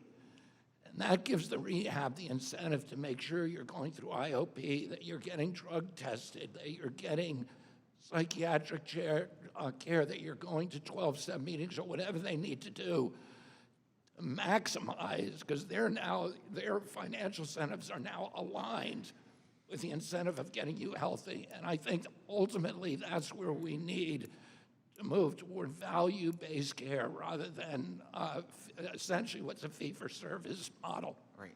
Thank you, Mr. Secretary. Mr. Chairman, I will not yield back time because I don't have any to yield back, just to point that out. Thank you. Thank you, Mr. Hearn. Ms. Del Bene. Thank you, Mr. Chairman. Mr. Secretary, I'm glad you're appearing before us today. Under your leadership, CMS recently added new layers of red tape that Medicare patients need to navigate to get the care that they're entitled to. Mr. Secretary, I hope you understand the harm that delaying and denying necessary care can have. Do you remember saying this, quote, "Americans shouldn't have to negotiate with their insurer to get the care they need. Pitting patients and their doctors against massive companies was not good for anyone," end quote. Do you remember? I don't remember, but I would align with that. And I'll submit for the record actually a press release from CMS with your quote in that from June 23rd of 2025. Without objection. In this case, I agree. Pitting patients and their doctors against massive companies isn't good for anyone. And yet, less than a week after you said that, CMS announced the WISER model. The program allows private companies to use AI to review traditional Medicare claims and pays them based on the amount of care they deny. This program went into place in 6 states across the country, including my home state of Washington. President Trump said multiple times on the campaign trail that he would not cut Medicare, but this program does exactly that. For example, Joanne is a senior from Washington on Medicare. She has a herniated disc that is pinching her sciatic nerve, causing immense pain down the right side of her body. Her doctor prescribed an injection that would help relieve her pain. If it had been prescribed last year, she would have received the treatment, no problem.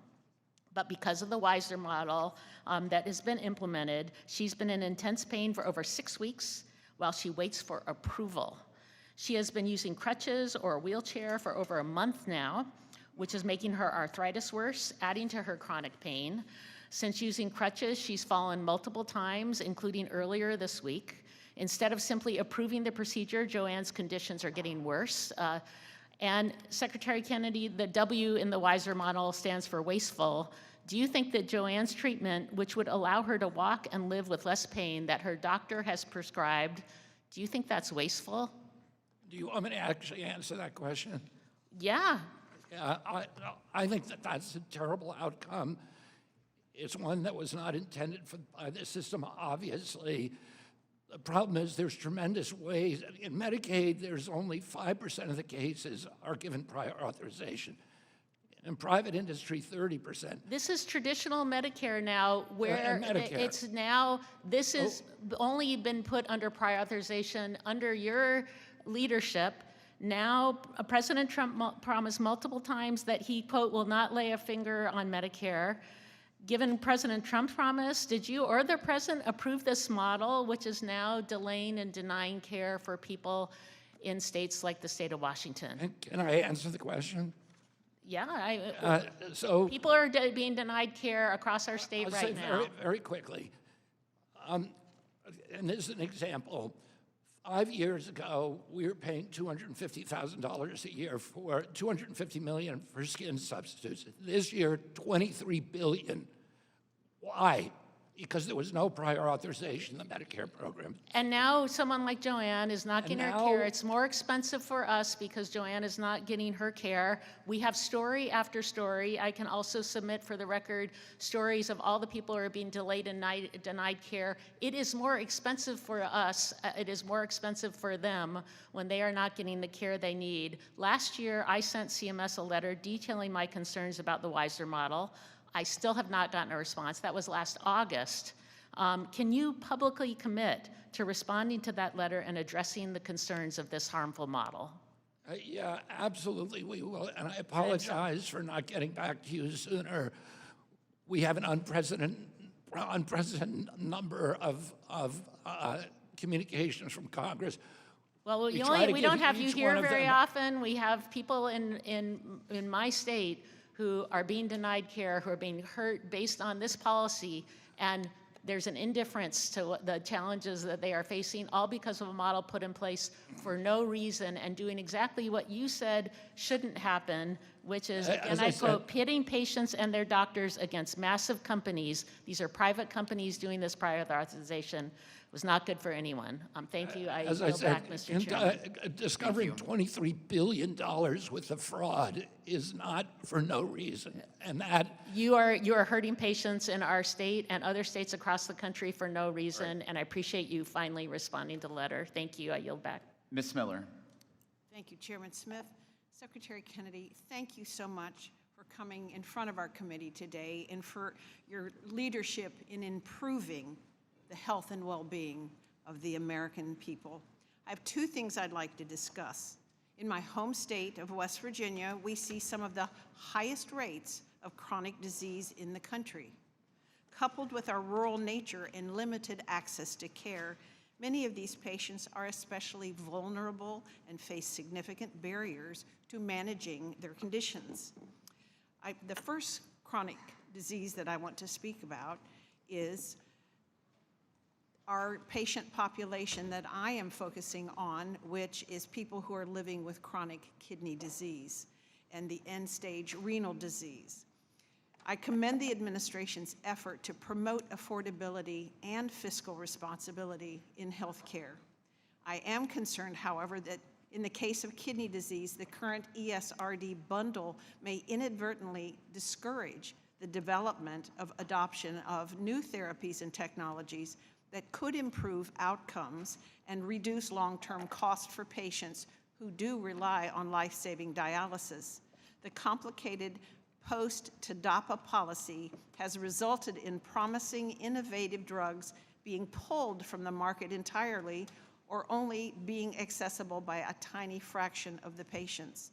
I have a bill called the Kidney Care Access Protection Act, and it is a piece of legislation that could expand access to the new treatment options in a way that both encourages innovation and ensures costs remain well managed for Medicare and taxpayers. As we work together toward better outcomes and cost containment, how is CMS evaluating ways to strengthen incentives for innovation within the ERSD bundle while still maintaining fiscal responsibility? I mean, I would say that that's the balance that we're all trying to achieve. We are doing everything in our power to maintain the United States as the innovation center for the world, and we want to make it easier to get quick approvals for drugs that actually work. We need to do science on them, and we're doing gold standard science, and we have depoliticized science at the agencies. I don't know enough about the renal disease aspect in the bundle, but I'm happy to work with you. Also get somebody from Oz's team to come over and talk to you directly, because I know that that's not an outcome that they would like. That would be wonderful. The second issue that I wanted to talk to you about is that it is clear that what we eat plays a direct role in our health, and quite frankly, many Americans don't eat right. And these poor nutrition choices are a major driver of chronic disease.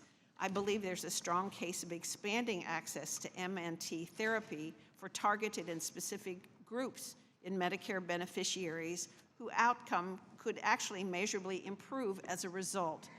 With that in mind, can you share your perspective on the role medical nutrition therapy should play in improving health outcomes for Medicare beneficiaries, and how we can most effectively and responsibly expand to those who would benefit from the most, particularly in the rural and underserved areas? Yeah, I think, and I've worked with Governor Morrissey about that on this issue, and I think there's nobody at this agency who is not committed to the idea that food is medicine, on that it is, and if we want to do prevention in this country, we've got to, and end the chronic disease epidemic, we've got to start with food. That's one of the reasons we're pushing nutrition into the colleges, we're pushing it into the hospitals, we're pushing it into the community health centers, make it the central focus of healing and prevention. I want to work with you in any way that I can to achieve the goals that you're talking about. Thank you so much. I yield back. Dr. Murphy. I don't think your mic is working.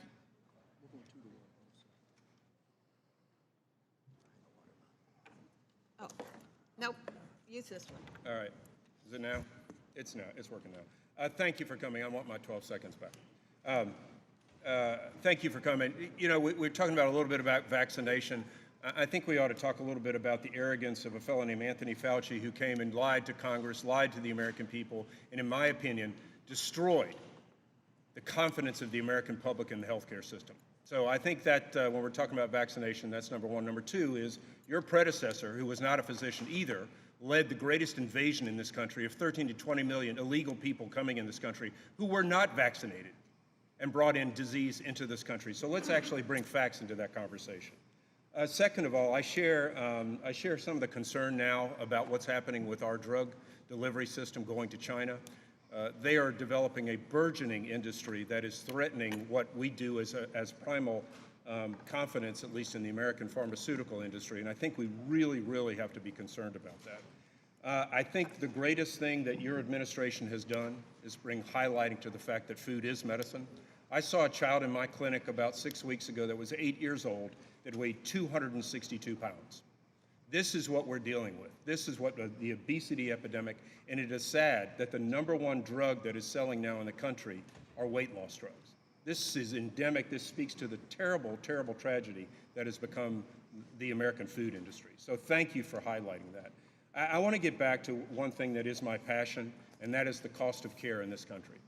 The cost of care in this country has risen tremendously, in my opinion, primarily because of vertical integration that has happened in this country, primarily which has been caused by the ACA. That is the #1 driver of healthcare costs. We can talk about the pharmaceutical industry, we can talk about the other things, but we, a few weeks ago, had the arrogance and the vanity of our health insurance industries come in front of this committee and just sit to point fingers otherwise. You convened last summer, in July, the 70% of those who insured in this country, and they said they were going to do better. And I know they gave a report saying they've cut down prior authorizations by 11%, but frankly, after 35 years in the healthcare industry, I don't believe a damn word that they say. And until we get the middlemen under control in this country, the #1 driver of healthcare costs in the pharmaceutical space is not the pharmaceutical industry, it is the pharmacy benefit managers, it is the middlemen. And until we get rid of this thing that is only present in the United States, we will not drive down healthcare costs. And so I urge you to be the hallmark of your administration is to go after what we have created, is the vertical integration that is destroying the doctor-patient relationship and bankrupting America. Second of all, I want to talk about the No Surprises Act. To your point, absolutely, a great bipartisan, bicameral bill. Your predecessor, of course, went straight and gave all the authority to the insurance companies. I have a bill, H.R. 4710, which puts meaningful enforcement back into this. Right now, our vain and arrogant insurance companies are keeping hundreds of millions of dollars just in their little kitty, which has been appropriated to people who provided the care, but they're keeping it. And so enforcement mechanism, and I understand your administration is working on that, so I thank you with this. And then lastly, excuse me, I applaud the Trump RX. We had Mark Cuban come in.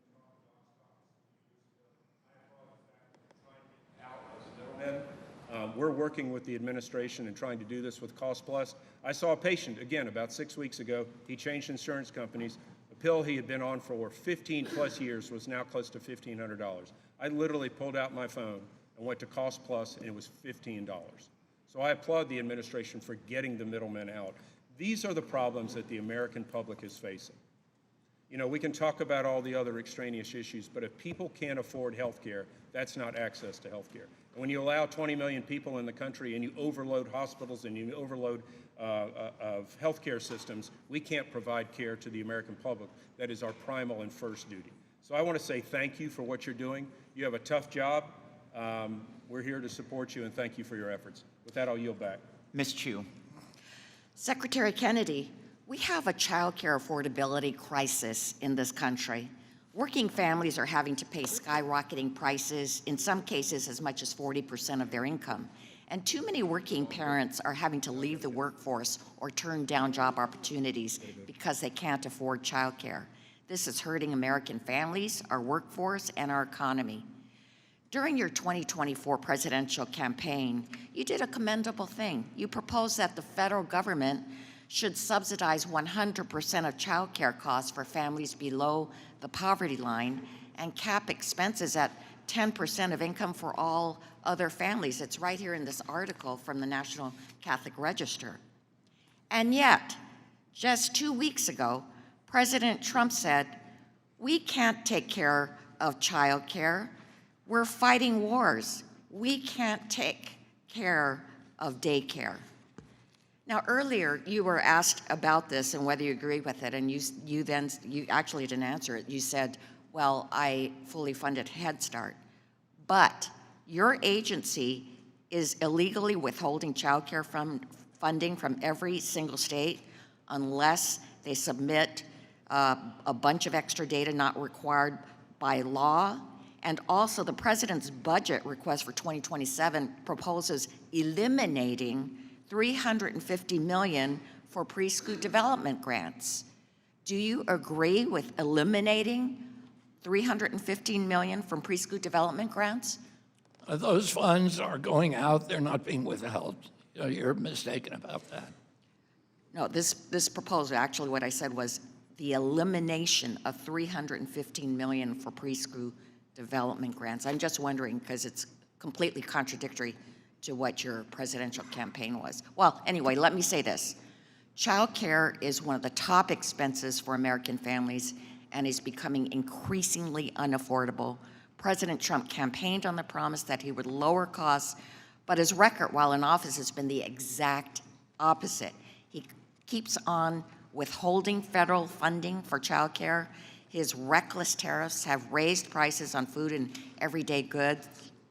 Gas prices are also up thanks to his unpopular war of choice in Iran. So remember, Mr. Secretary, you once said for the cost of the Ukraine war, we could make child care affordable for every family. It's ironic that Trump is doing the exact opposite, not funding child care because we have wars to fund. It's a slap in the face to every American. And now, I'd like to switch to another topic, hepatitis B. Today, I'm thinking about my friend, Chi Moy, who was a city council member in my district, San Gabriel, California. Chi did not know that he had hepatitis B until he donated blood. Eventually, there was a liver tumor that spread to his pelvic bone. He was on the city council by then, and we watched as he grew weaker and weaker, and then he became the first Asian American mayor.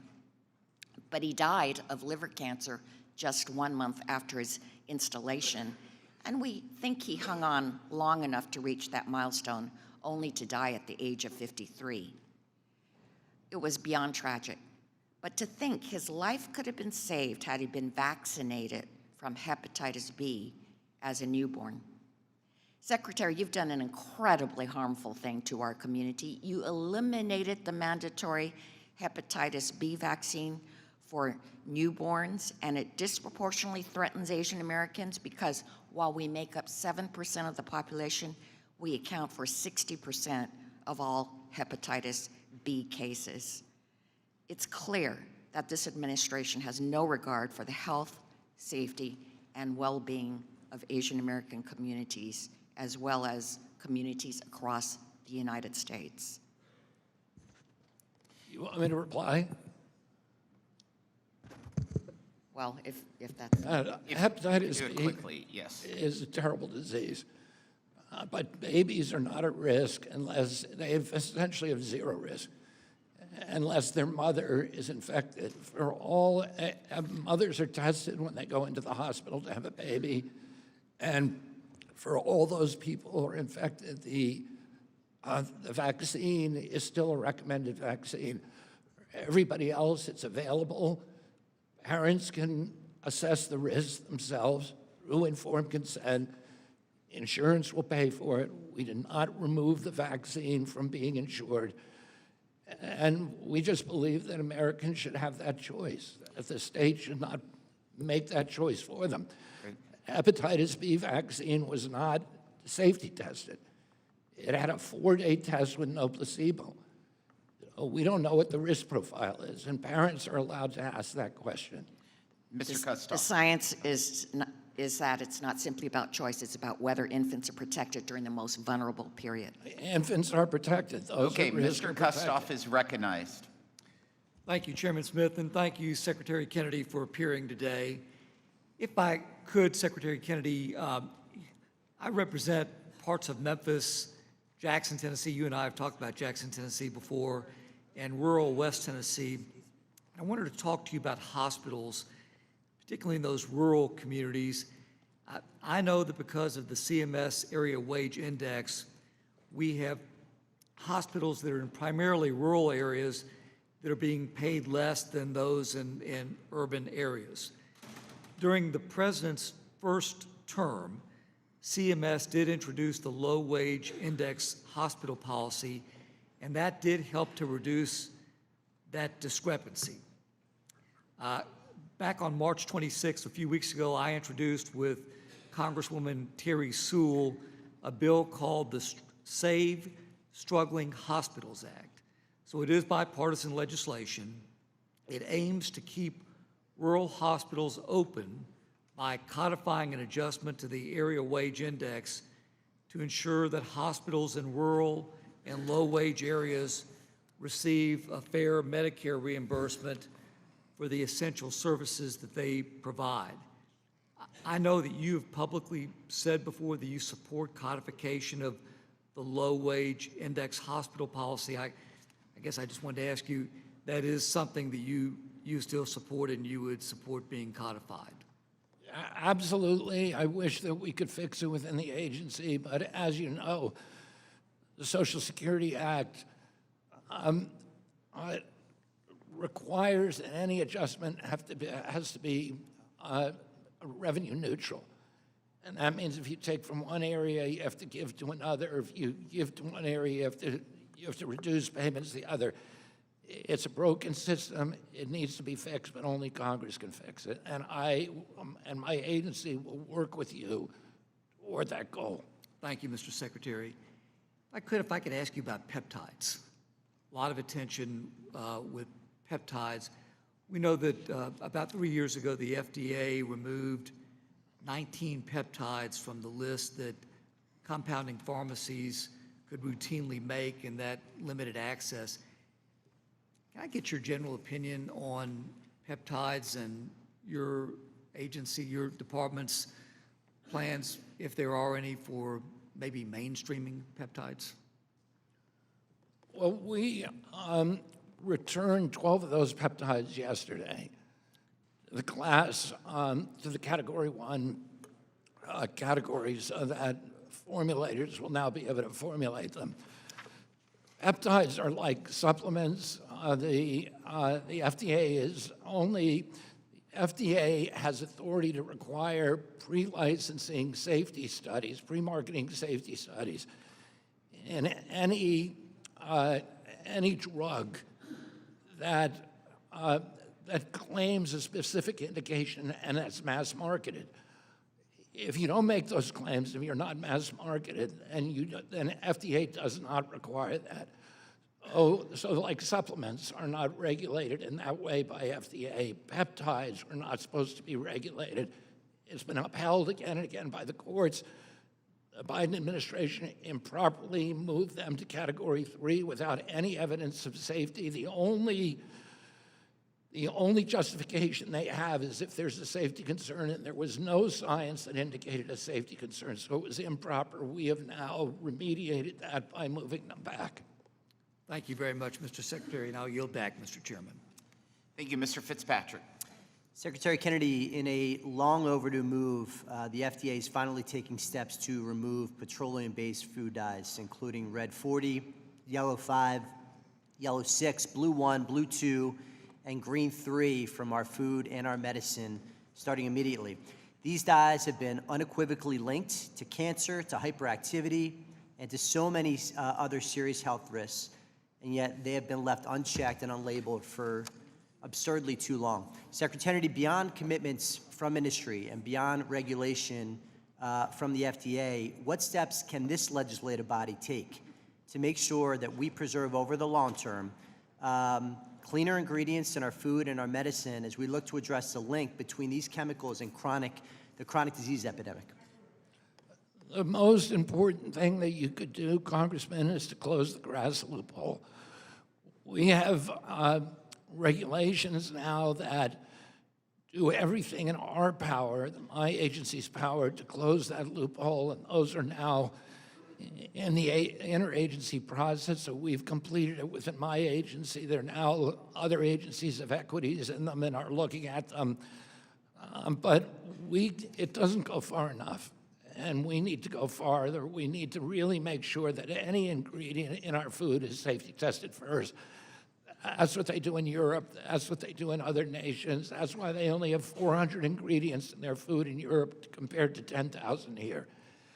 And so that we would love to work with you on that legislation. I think it's absolutely critical if we're going to make America healthy again. Second, I want to address something that is of critical importance to my constituents in Bucks and Montgomery counties in Pennsylvania, pertaining to the chronic disease epidemic, pertaining to the impacts of PFAS and microplastics in our food and our water supply. There is more that can be done at the federal level to address chemicals and toxins in our food and water and elevate how these issues are connected to deteriorating health across our nation. Specifically, the recent joint announcement that HHS and the EPA will be including microplastics in the EPA's contaminant candidate list and launch the ARPA-H program to detect and remove plastics from the human body, I believe to be a positive development in addressing the intersection of toxins in our food and water and the chronic disease epidemic. Secretary Kennedy, could you expand on the agency's efforts to further address microplastics and PFAS contaminants in our food and water supply, and how these actions will impact overall health and fighting the chronic disease epidemic? We're putting $140 million into the STOMP program at ARPA-H to track, right now, the average American has a teaspoonful of microplastics in his brain. Almost 1% of brain volume is now microplastics. That couldn't be a good thing.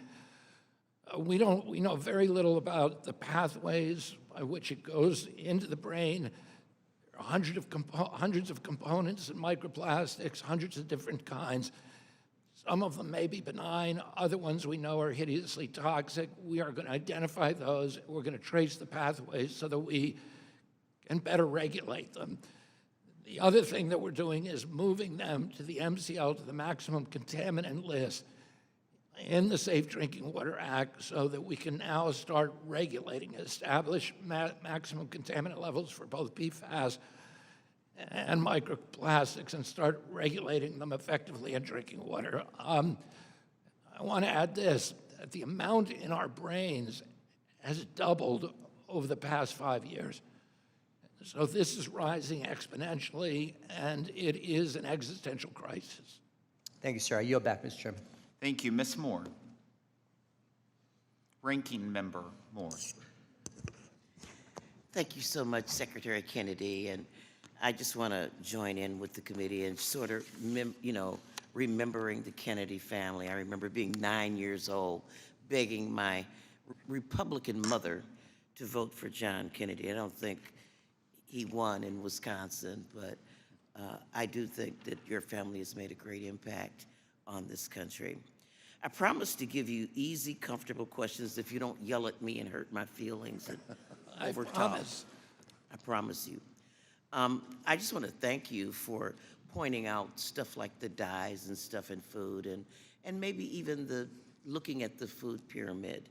I think that that's been a very helpful discussion in terms of your making America healthy again. And I'm just going to ask you a question, and I hope it's sort of outside of the scope of your service. But how does the $1.4 billion cut in WIC and the $900 billion cut in SNAP interfere with your Make America Healthy initiative? I know that departments are told they have to cut. Do you think that that will interfere? Well, am I happy about the cuts? No, I'm not happy about the cuts. Don't you think it will? I mean, Fruit Loops are a lot cheaper than good, healthy food. Yeah, nobody wants to make the cuts. Russ Vought doesn't want to make the cuts. President Trump doesn't, but we got a $39 trillion debt.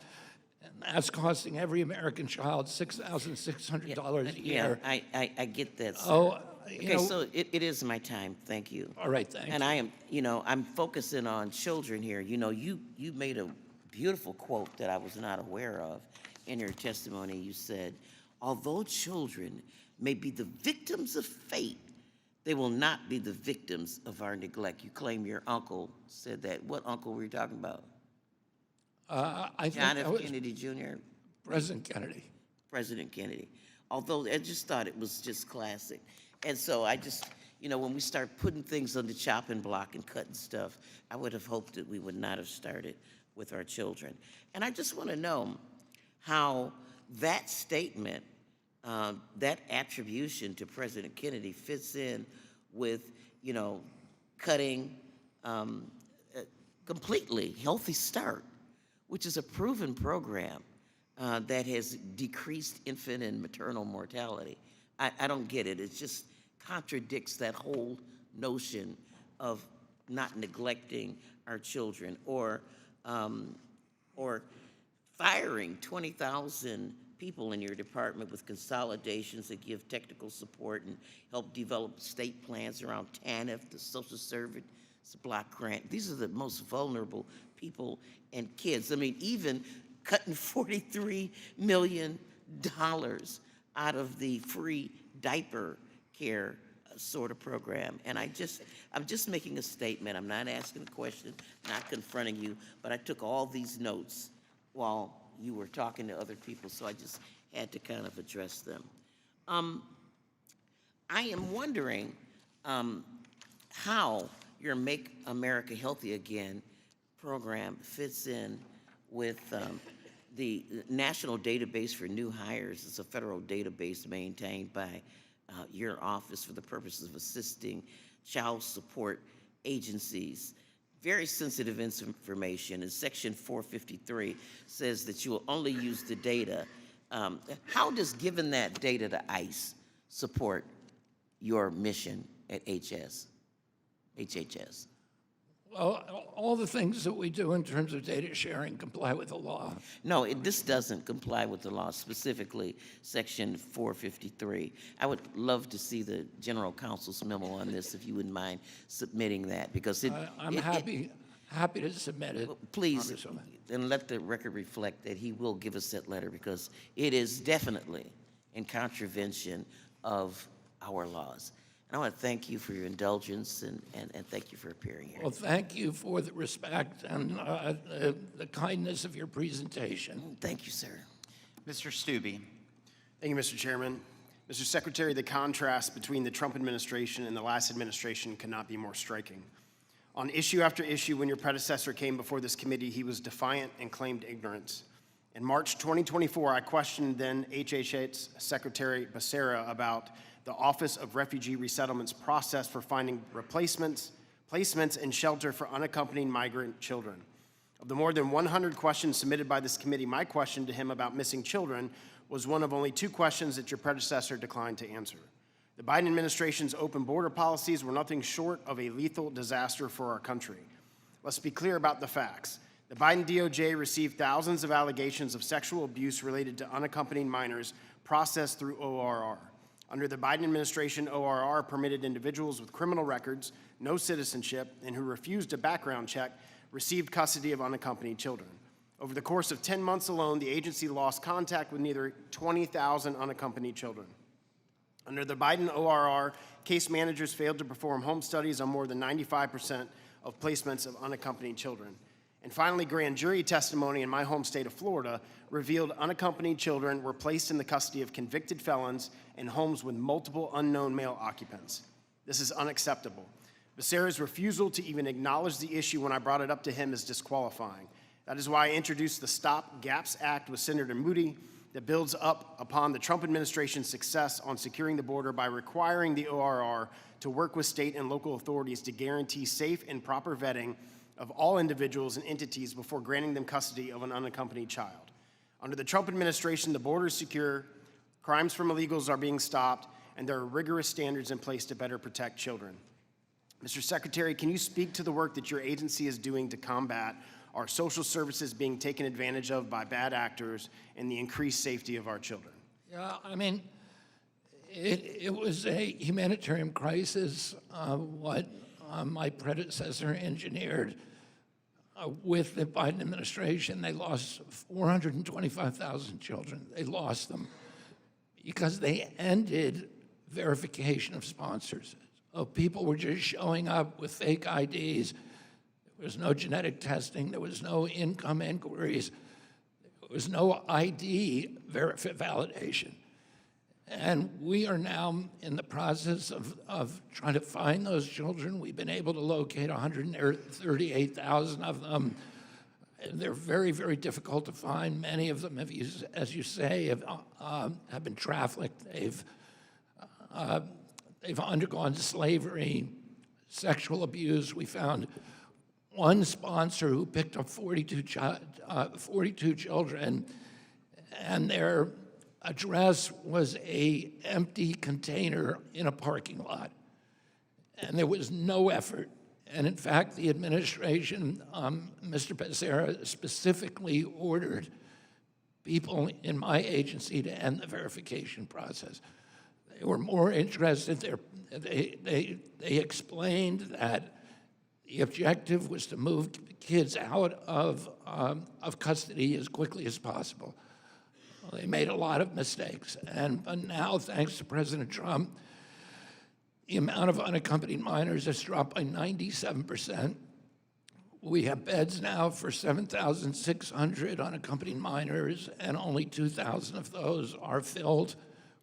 We hold them until we can completely verify the people who picked them up are actually family members, and that has never happened during the last 4 years. Well, thank you for your service to our children and to the unaccompanied minors and the changes that you have made from the previous administration. I yield back. Ms. Tinney. Thank you, Mr. Secretary. Really appreciate your service and your great responses today. I just wanted to commend you first for your very sensible position on vaccines. I too am a fan of the greatest tennis player in the world, Novak Djokovic. I see you got to play tennis with him.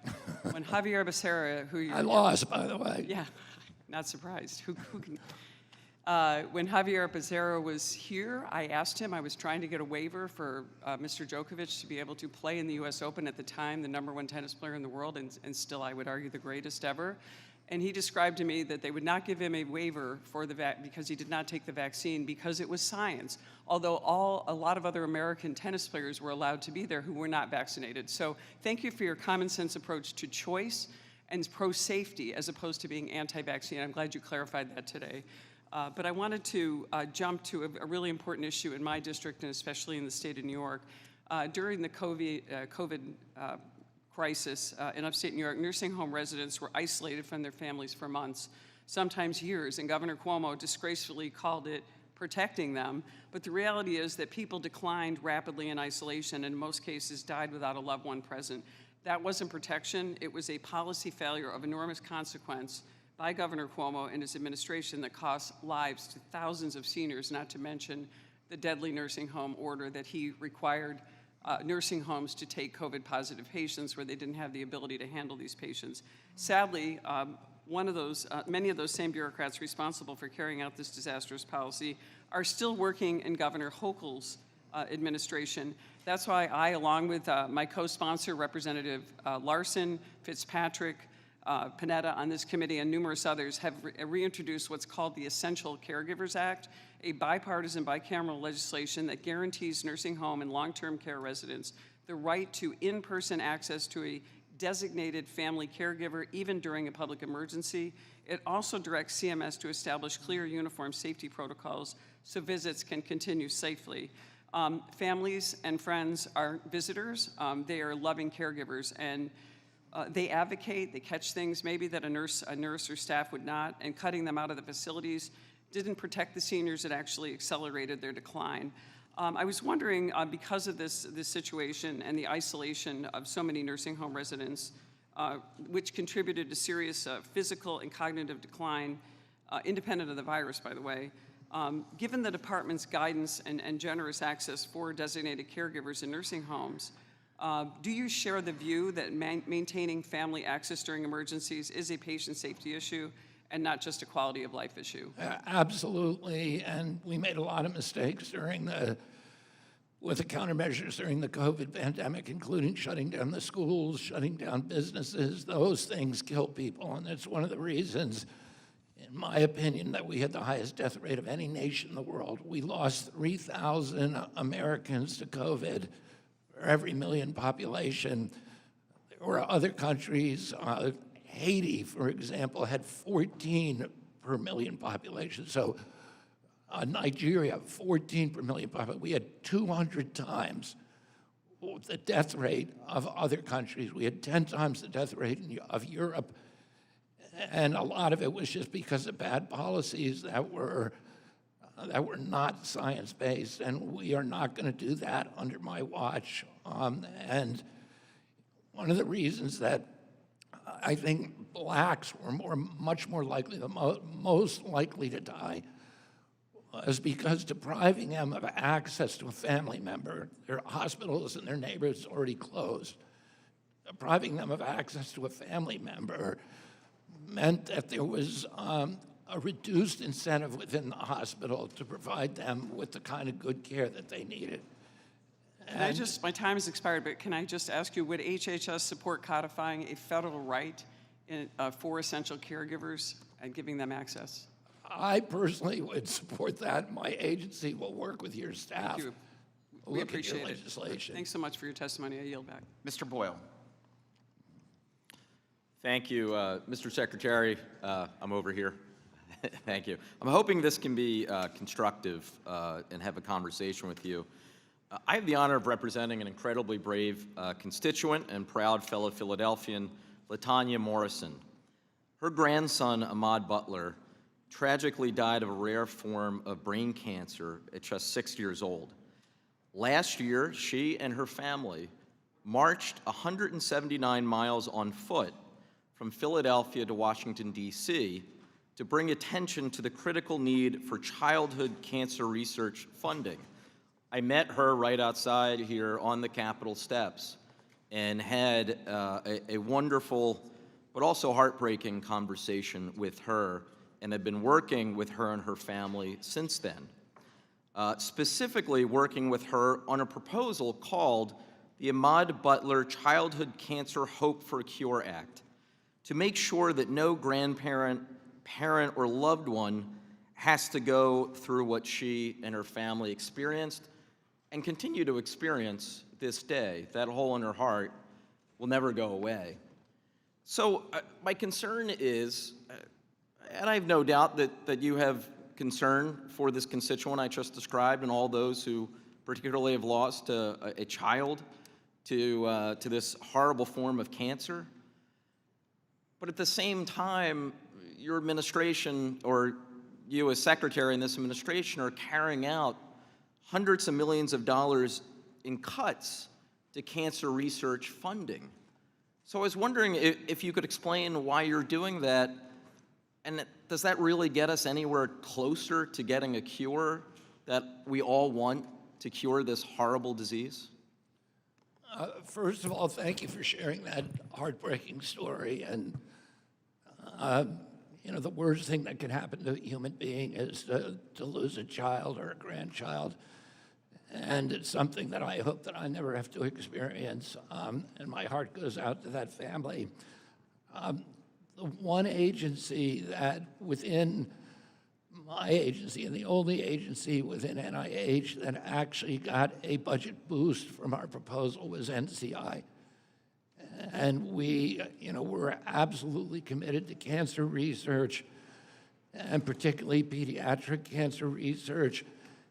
I invite you, Congressman, to call me to tell me if there are programs. Some of our programs were duplicative, so we've moved them around, and it looks like there was a cut, but I don't know of any major cancer studies that have been cut, but I'm happy to talk to you about it. You reach out to me. If you could, after this, sorry, just because we're time limited and I have under a minute now. So I appreciate that, and if our staffs could follow up, or you and I directly with one another after this, and I would just ask if I could get your pledge, not for me, but for my constituent, if I could get your pledge that you will work with me, my staff, the White House, to get the president to declare childhood cancer a national emergency, which would, as you know, help unleash additional resources and really focus the attention that we need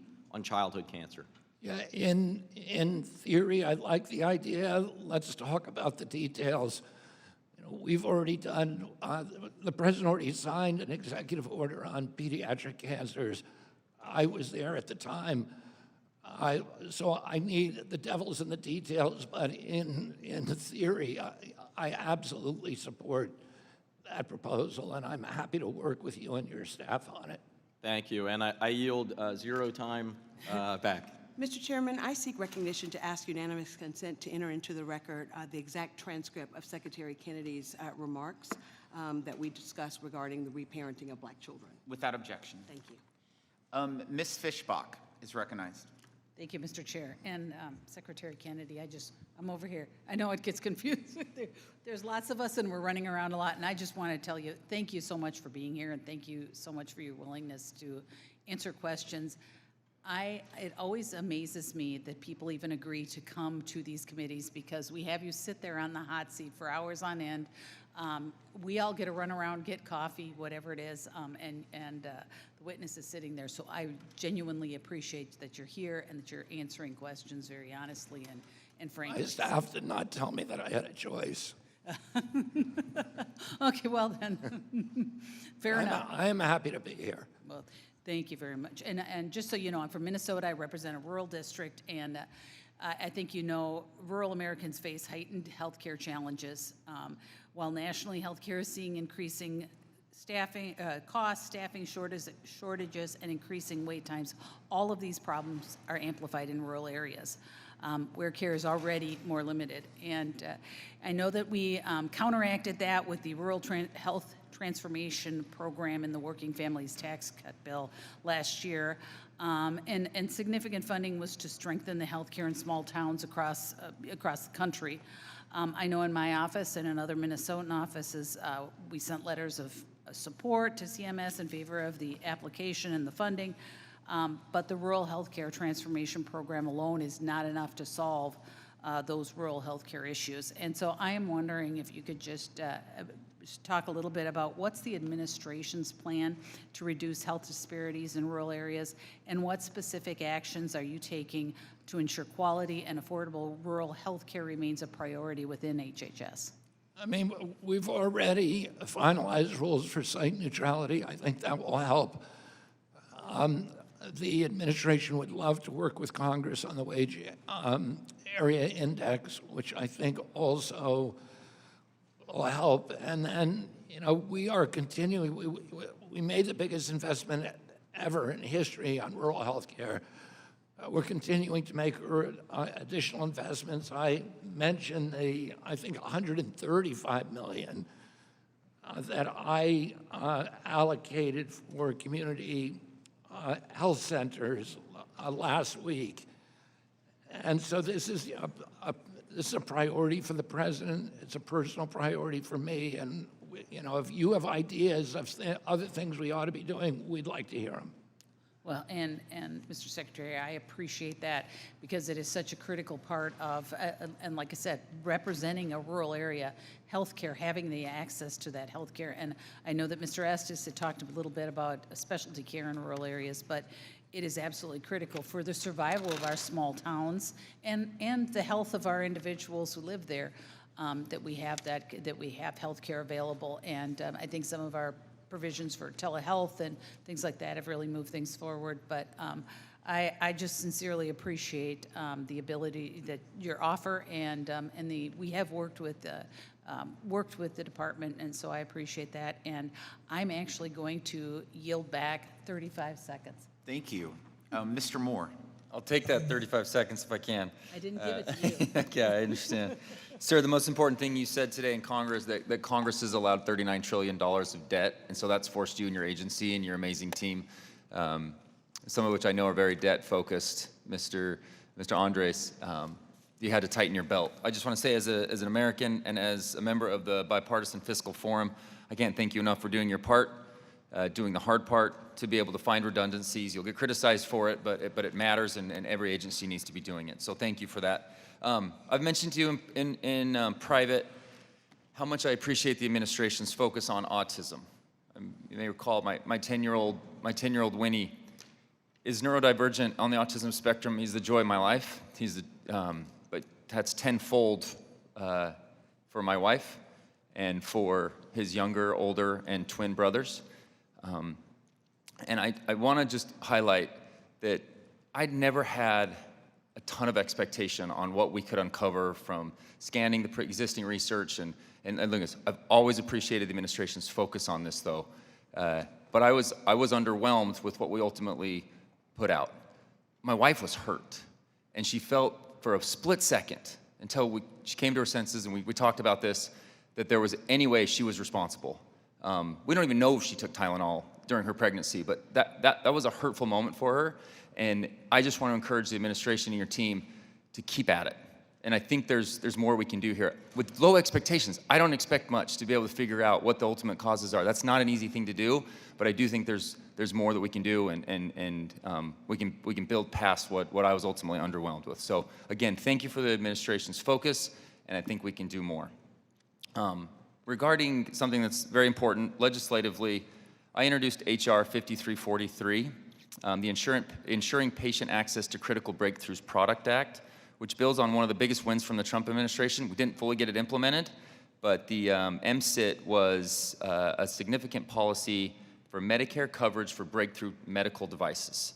This bill requires CMS to provide temporary medical coverage for treatments or devices that receive breakthrough designation from the FDA. If a treatment can meet the FDA's burden of proof of safe and effective and other requirements for breakthrough designation, there's no reason Medicare shouldn't be able to provide temporary medical coverage while CMS completes its review for permanent coverage. And this is a brainchild of the Trump's first administration. We've talked about this. We all agree in principle about this. It's difficult to move in some cases, but can you update this committee on your efforts to implement a policy like this through any type of executive rulemaking? I think, are we in rulemaking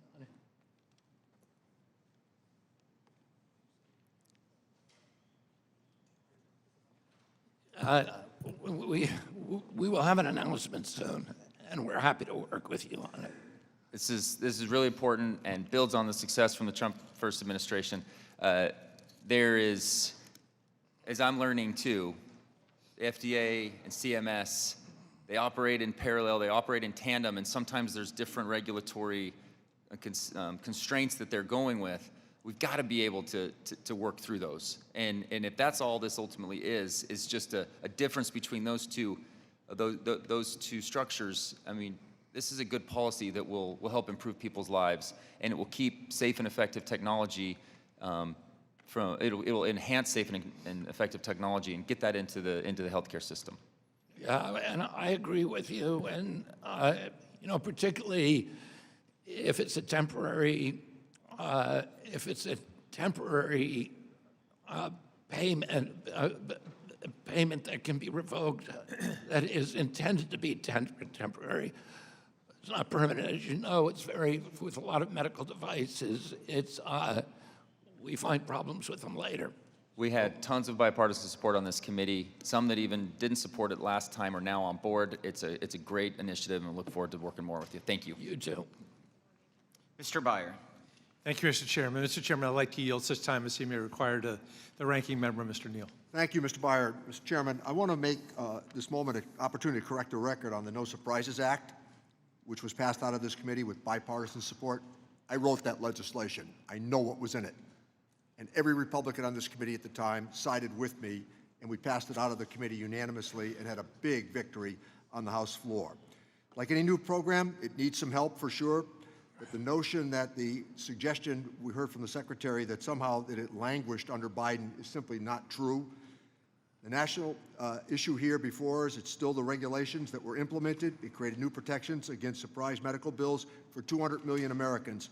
Millions of families benefited from what we've done here every single year. This is a victory that Democrats and Republicans on this committee should take credit for, and I yield my time back to Mr. Byer.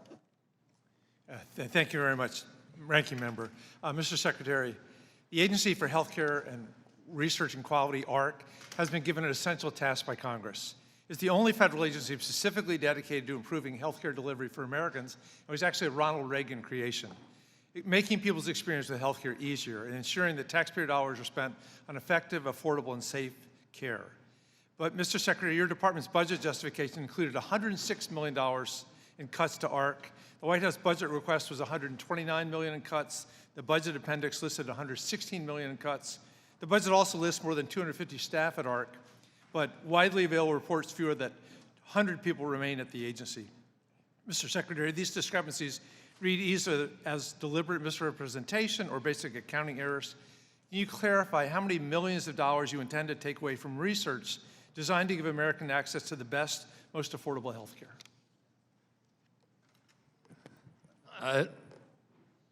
Thank you for that question, Congressman.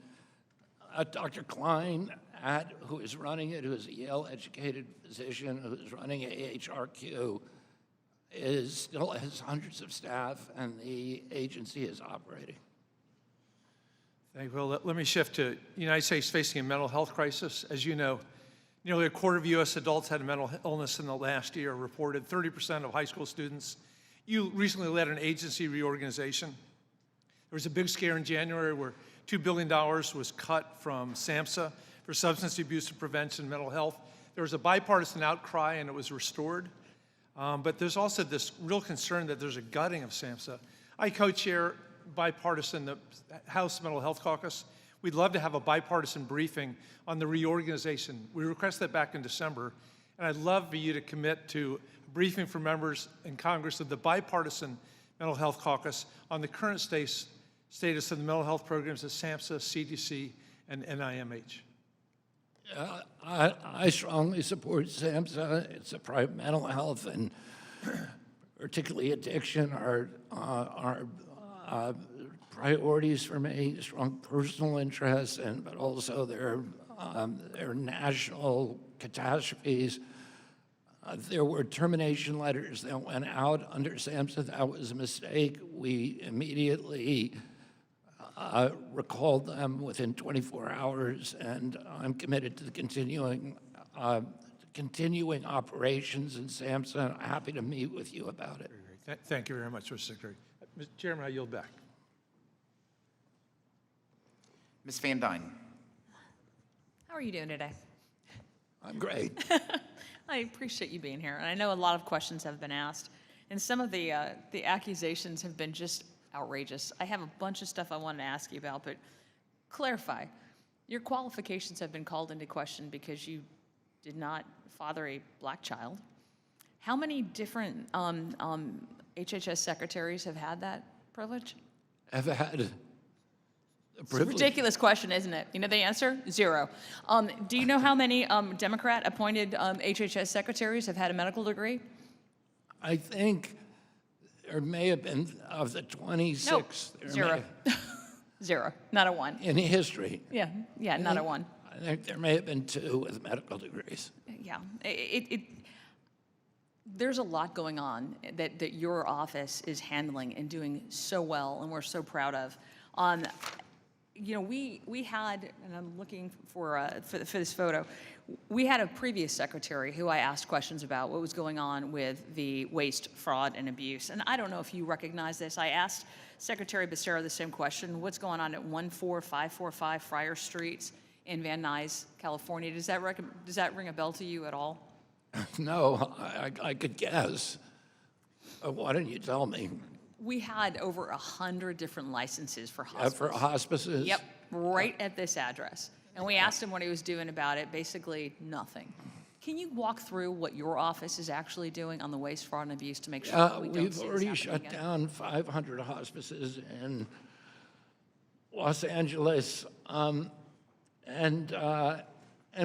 incidentally, we haven't had one call from Congress or anybody else about complaining, because clearly these were fraudulent. A lot of these places, like you'd say, they'd have, they were just invented addresses. They would obtain patient identification, or they would pay people. They were going and giving people in poor neighborhoods flat screen televisions, $600, and then they would enlist them enroll them in the hospice, and we were paying them $6,000. And the interesting thing is, almost none of them ever died. Typically, they stay in a hospice about 18 days. These people stayed forever. Nothing ever happened because they weren't actually there. They were just invented. And it was operated by certain foreign communities, a lot of Estonians and a lot of Armenians, and there's an incredibly great Armenian community in Los Angeles, and very few of them were involved in this, but the ones that were making hundreds of millions of dollars out of fraud and just stealing money from us. I think the cost has been about $5 billion. And it's ridiculous. And I don't think a week goes by where your office is not uncovering further fraud. And what we're finding in California is now they're going after the people who are uncovering the fraud. They're actually trying to make it illegal for some of these journalists to even do their job and uncover it. They're not upset about the fraud. They're upset that it's being uncovered and your office is helping to do that. I had a ton of questions I wanted to ask you about affordability. You know how expensive health care is. Not health insurance, but health care. There's a big difference. But like on association health plans, what's your thoughts on that? And I know not everything is going to be within your purview, but what are your thoughts on making more competition in the marketplace? That's what we need. We need outcome-based care. You need more HSAs. President Trump wants to take the money away from the insurance company. And so Obamacare was passed in the years after Obamacare was passed, the share price of the insurance companies, the share value went up 1,000%. It's still up 300% compared to about 150% for the S&P 500. And so they are making money hand over fist. And the American people who were supposed to benefit, their premiums have not gone down. They had the illusion that they went down slightly. President Trump is actually taking steps that will drive the premiums down and give better quality care to Americans. I appreciate that very much. I yield back. Thank you. Now the chair recognizes Mr. Arrington for 4 minutes. Thank you, Mr. Chairman. Mr. Secretary, good to see you. Thank you for your leadership and your service to our country. We have the best system and the worst system. I mean, the best docs and mid-levels, the best facilities and technology, and yet we have the worst, most inefficient system relative to the rest of the developed world. When you get to the cost and quality intersection, and it drives me crazy. I think at the heart of that, for me personally, it's market dysfunctions and distortions, right? I think transparency, choice, competition, that's the best way to deliver value for taxpayers and for patients. And taxpayers and patients aren't getting their best bang for the buck here. And it's bankrupting the country, and it's putting people, families, working families, further and further from access to good care for their families and the people that they love. So the current incentive structure is distortionary, and it inhibits these forces, creating sort of monopoly dynamics, anti-competitive behavior. So I spend most of my time thinking about healthcare reform with respect to that framing. Some examples.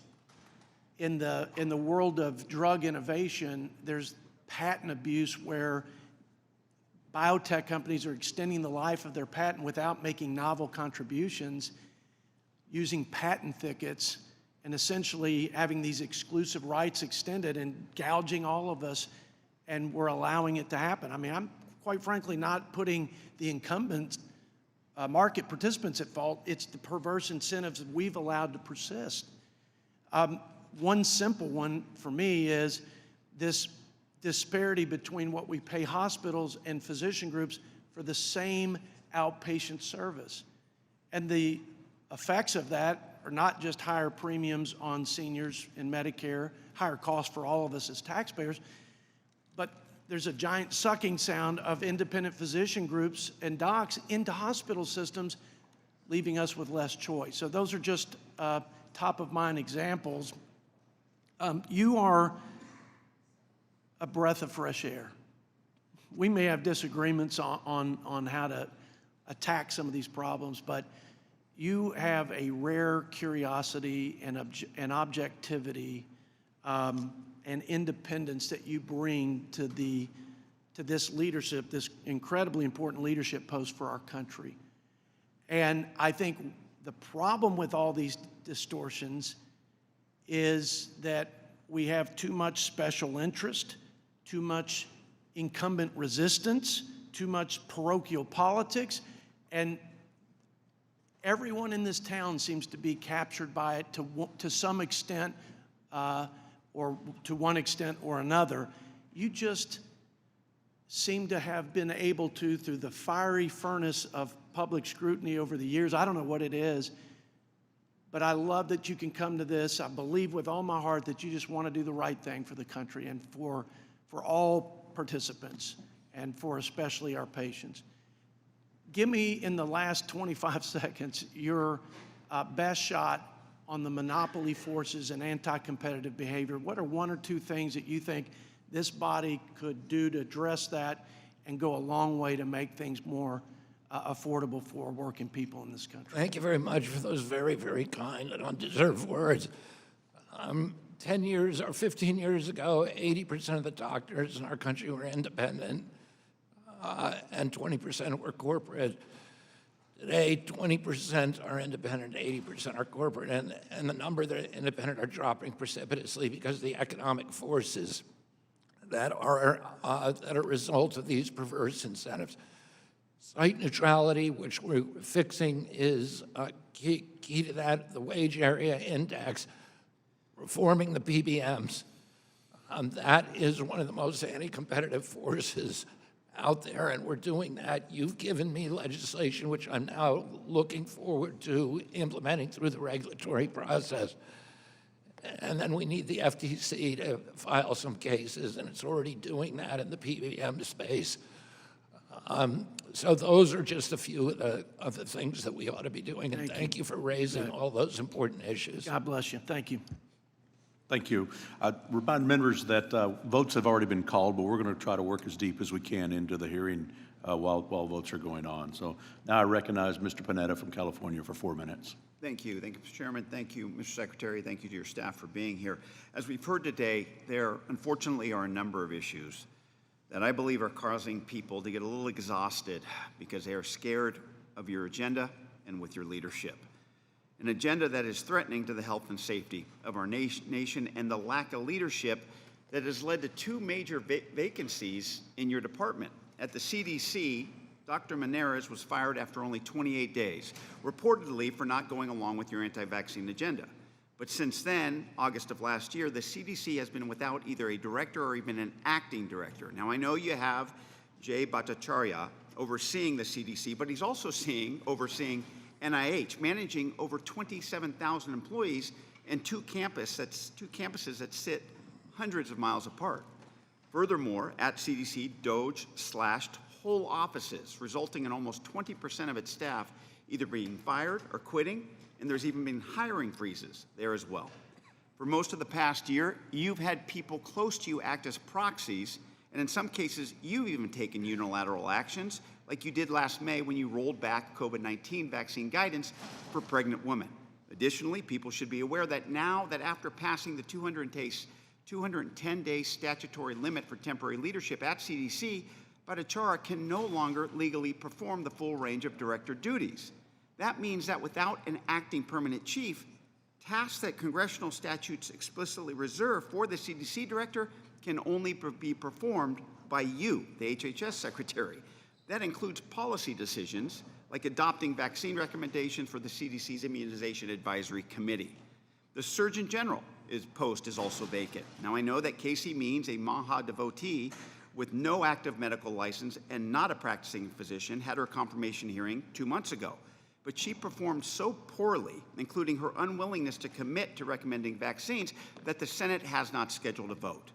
That fact, and the fact that there's 1,500 cases of measles that have occurred this year throughout the nation, the fact that a recent E. coli outbreak has sickened people, it seems that the Senate is having a hard time with your agenda. I know that the literal holdups of these positions are from the Senate, but it's clear that you and the Senate are having a hard time agreeing on people. The issue is, Mr. Secretary, that without leadership at DHS, if there is a crisis, if there is an outbreak, we lose surveillance. There's delayed recognition of problems, there's low response times, there's mixed messaging, and a loss of real-time guidance. These vacancies hurt America's health, and they make Americans less safe. There's some disagreement with you in the White House as well. You've heard of glyphosate, the herbicide, correct, Mr. Secretary? Yes. And you called it one of the likely culprits in America's chronic disease epidemic, yet the president ignored your advice, and he signed an executive order that bolstered the production of that weed killer. We all know what happens when it comes to your vaccine policy, but according to a recent YouGov poll, nearly 3/4 of Americans believe that vaccines are somewhat safe or very safe. And now the courts seem to be getting tired of your agenda. In March of this year, a federal court paused some new vaccine policies from HHS, including reducing the number of jabs recommended for children, and reconstituted a vaccine advisory committee. Mr. Secretary, your stance on vaccines and the vacancies in the public health leadership coincide with a continuing decline of public trust in federal health authorities, something that's only gotten worse with the current administration.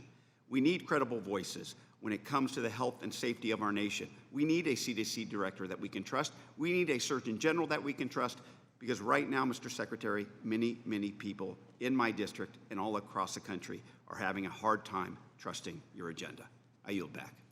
Mr. Feenstra. Thank you, Mr. Chair and Ranking Member Neal. Thank you, Mr. Secretary, for taking the time to be here today. Greatly appreciate it. Last year, we Republicans passed a working family tax cuts bill, the largest tax cut in American history. And working alongside with your department, we included $50 billion in rural healthcare transformation programming to create high quality and affordable healthcare for rural communities. I'm so proud of our state, Iowa, that's one of the 4 front runners and leaders in advanced care and delivering some of this dollars to our farmers, our families, and our seniors. One of the biggest problems we're having in rural America, rural Iowa, and I'm the leading voice on this, is the diminishing access to maternal health care. We have women traveling 50 to 75 miles or more for maternal care. And I understand historically low patient volumes make it feasibly burdensome for small rural hospitals to provide delivery services. But currently, less than half of our rural hospitals in the U.S. have labor and delivery services, and they continue to recede every year. Maintaining access to maternal health care is incredibly important and vital for rural communities. Can you expand on what we can do and how I can work with your department to change the tide in this area? Well, first of all, thank you for raising that issue. President Trump is absolutely committed, more than any president we've ever seen, in preserving rural health care. It's in crisis right now. As I pointed out earlier, we've lost 120 hospitals since 2010. And his investment in the Rural Health Transformation Fund, which you voted for and approved, is the biggest investment in history in rural health care. And it's a 5-year investment. It increased the influx of federal dollars into rural health care by about 50% every year for the next 5 years. We're also doing other things in my agency to funnel additional dollars to rural health care, and that includes the $135 million that I approved last week for community development health centers, which are primary in rural areas.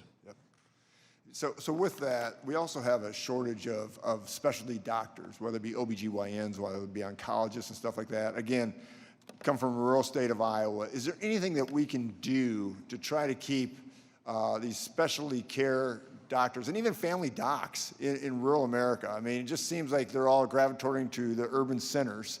and we're having a hard time recruiting family doctors, oncologists, OBGYNs.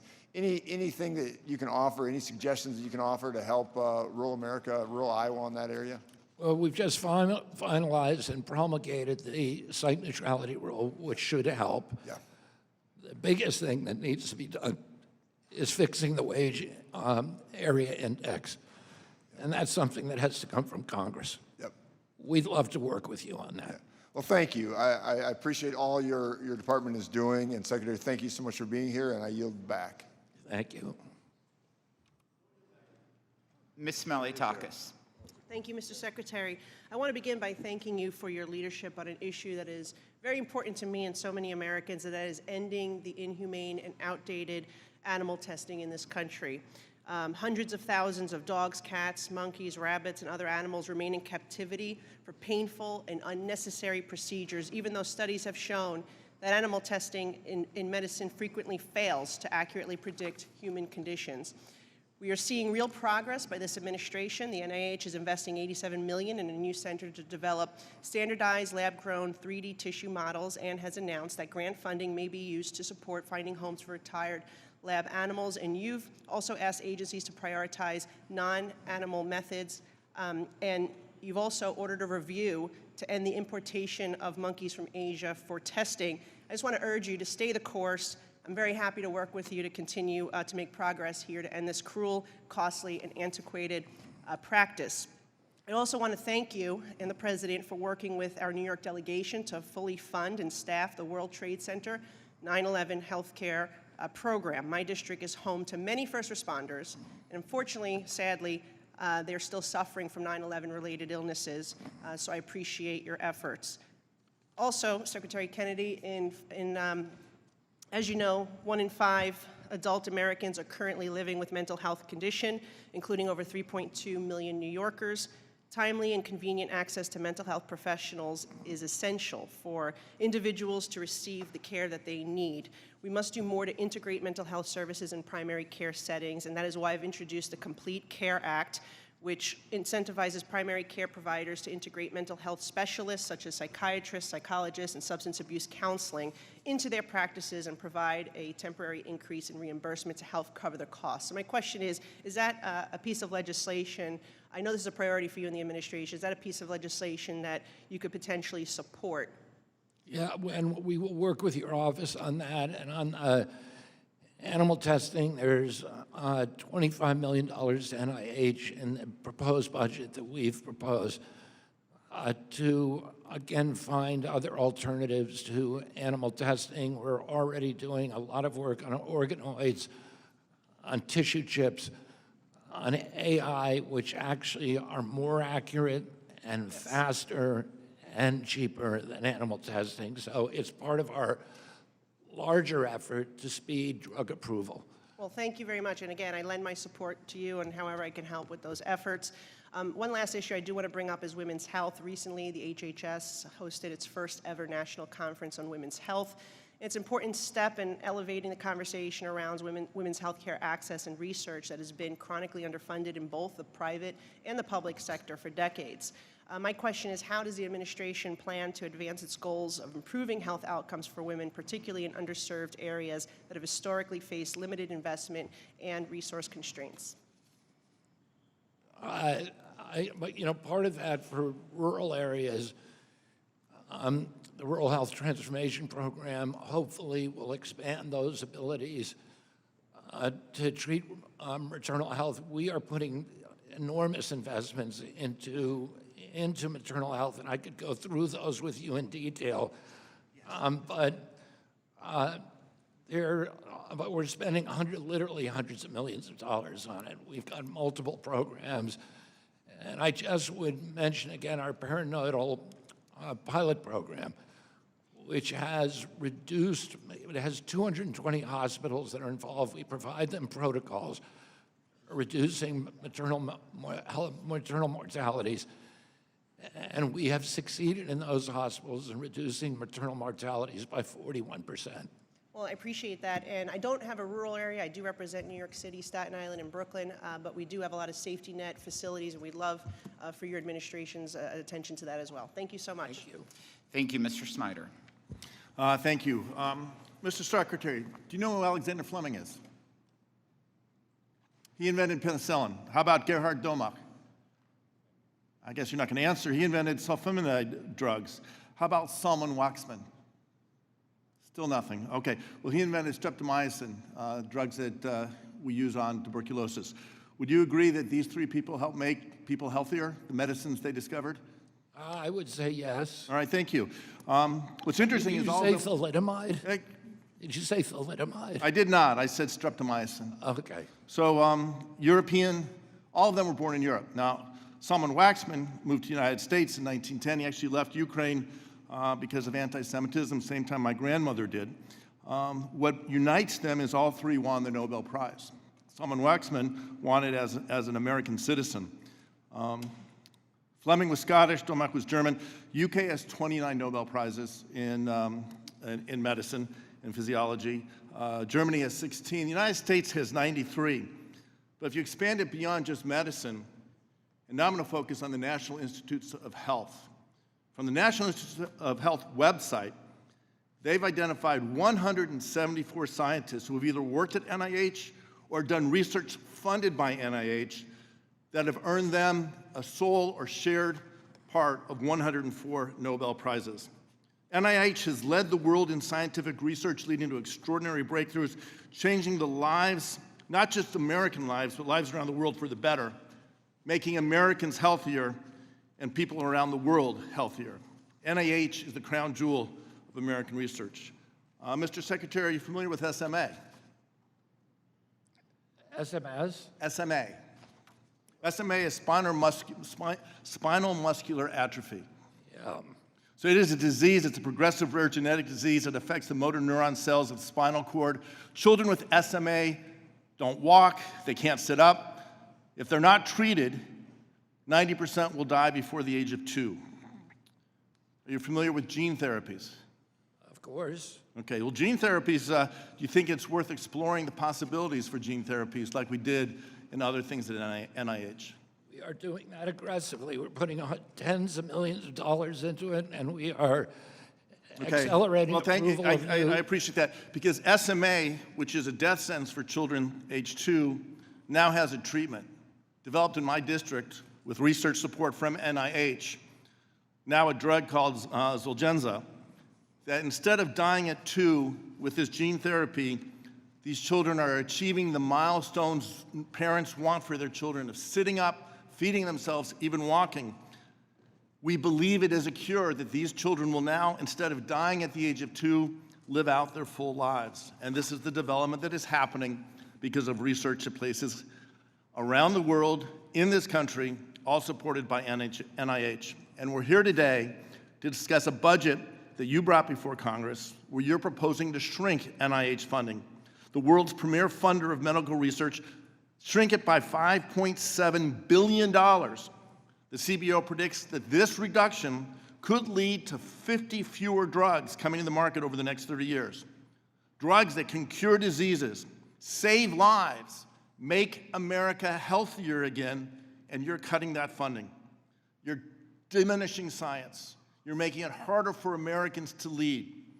I picked those three people, Fleming, Domach, and Waxman, because at the turn of the last century, scientists from around the world came to the United States because they were chased out of their countries in Europe.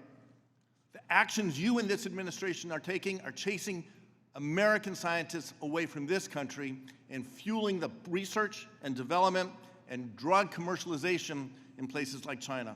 You are not making Americans healthier, you're making Americans sicker, hurting our economy, and making our children's future less prosperous, less secure. You should be ashamed of yourself. I yield back. As votes have been called, the committee will stand in recess until immediately following the vote series.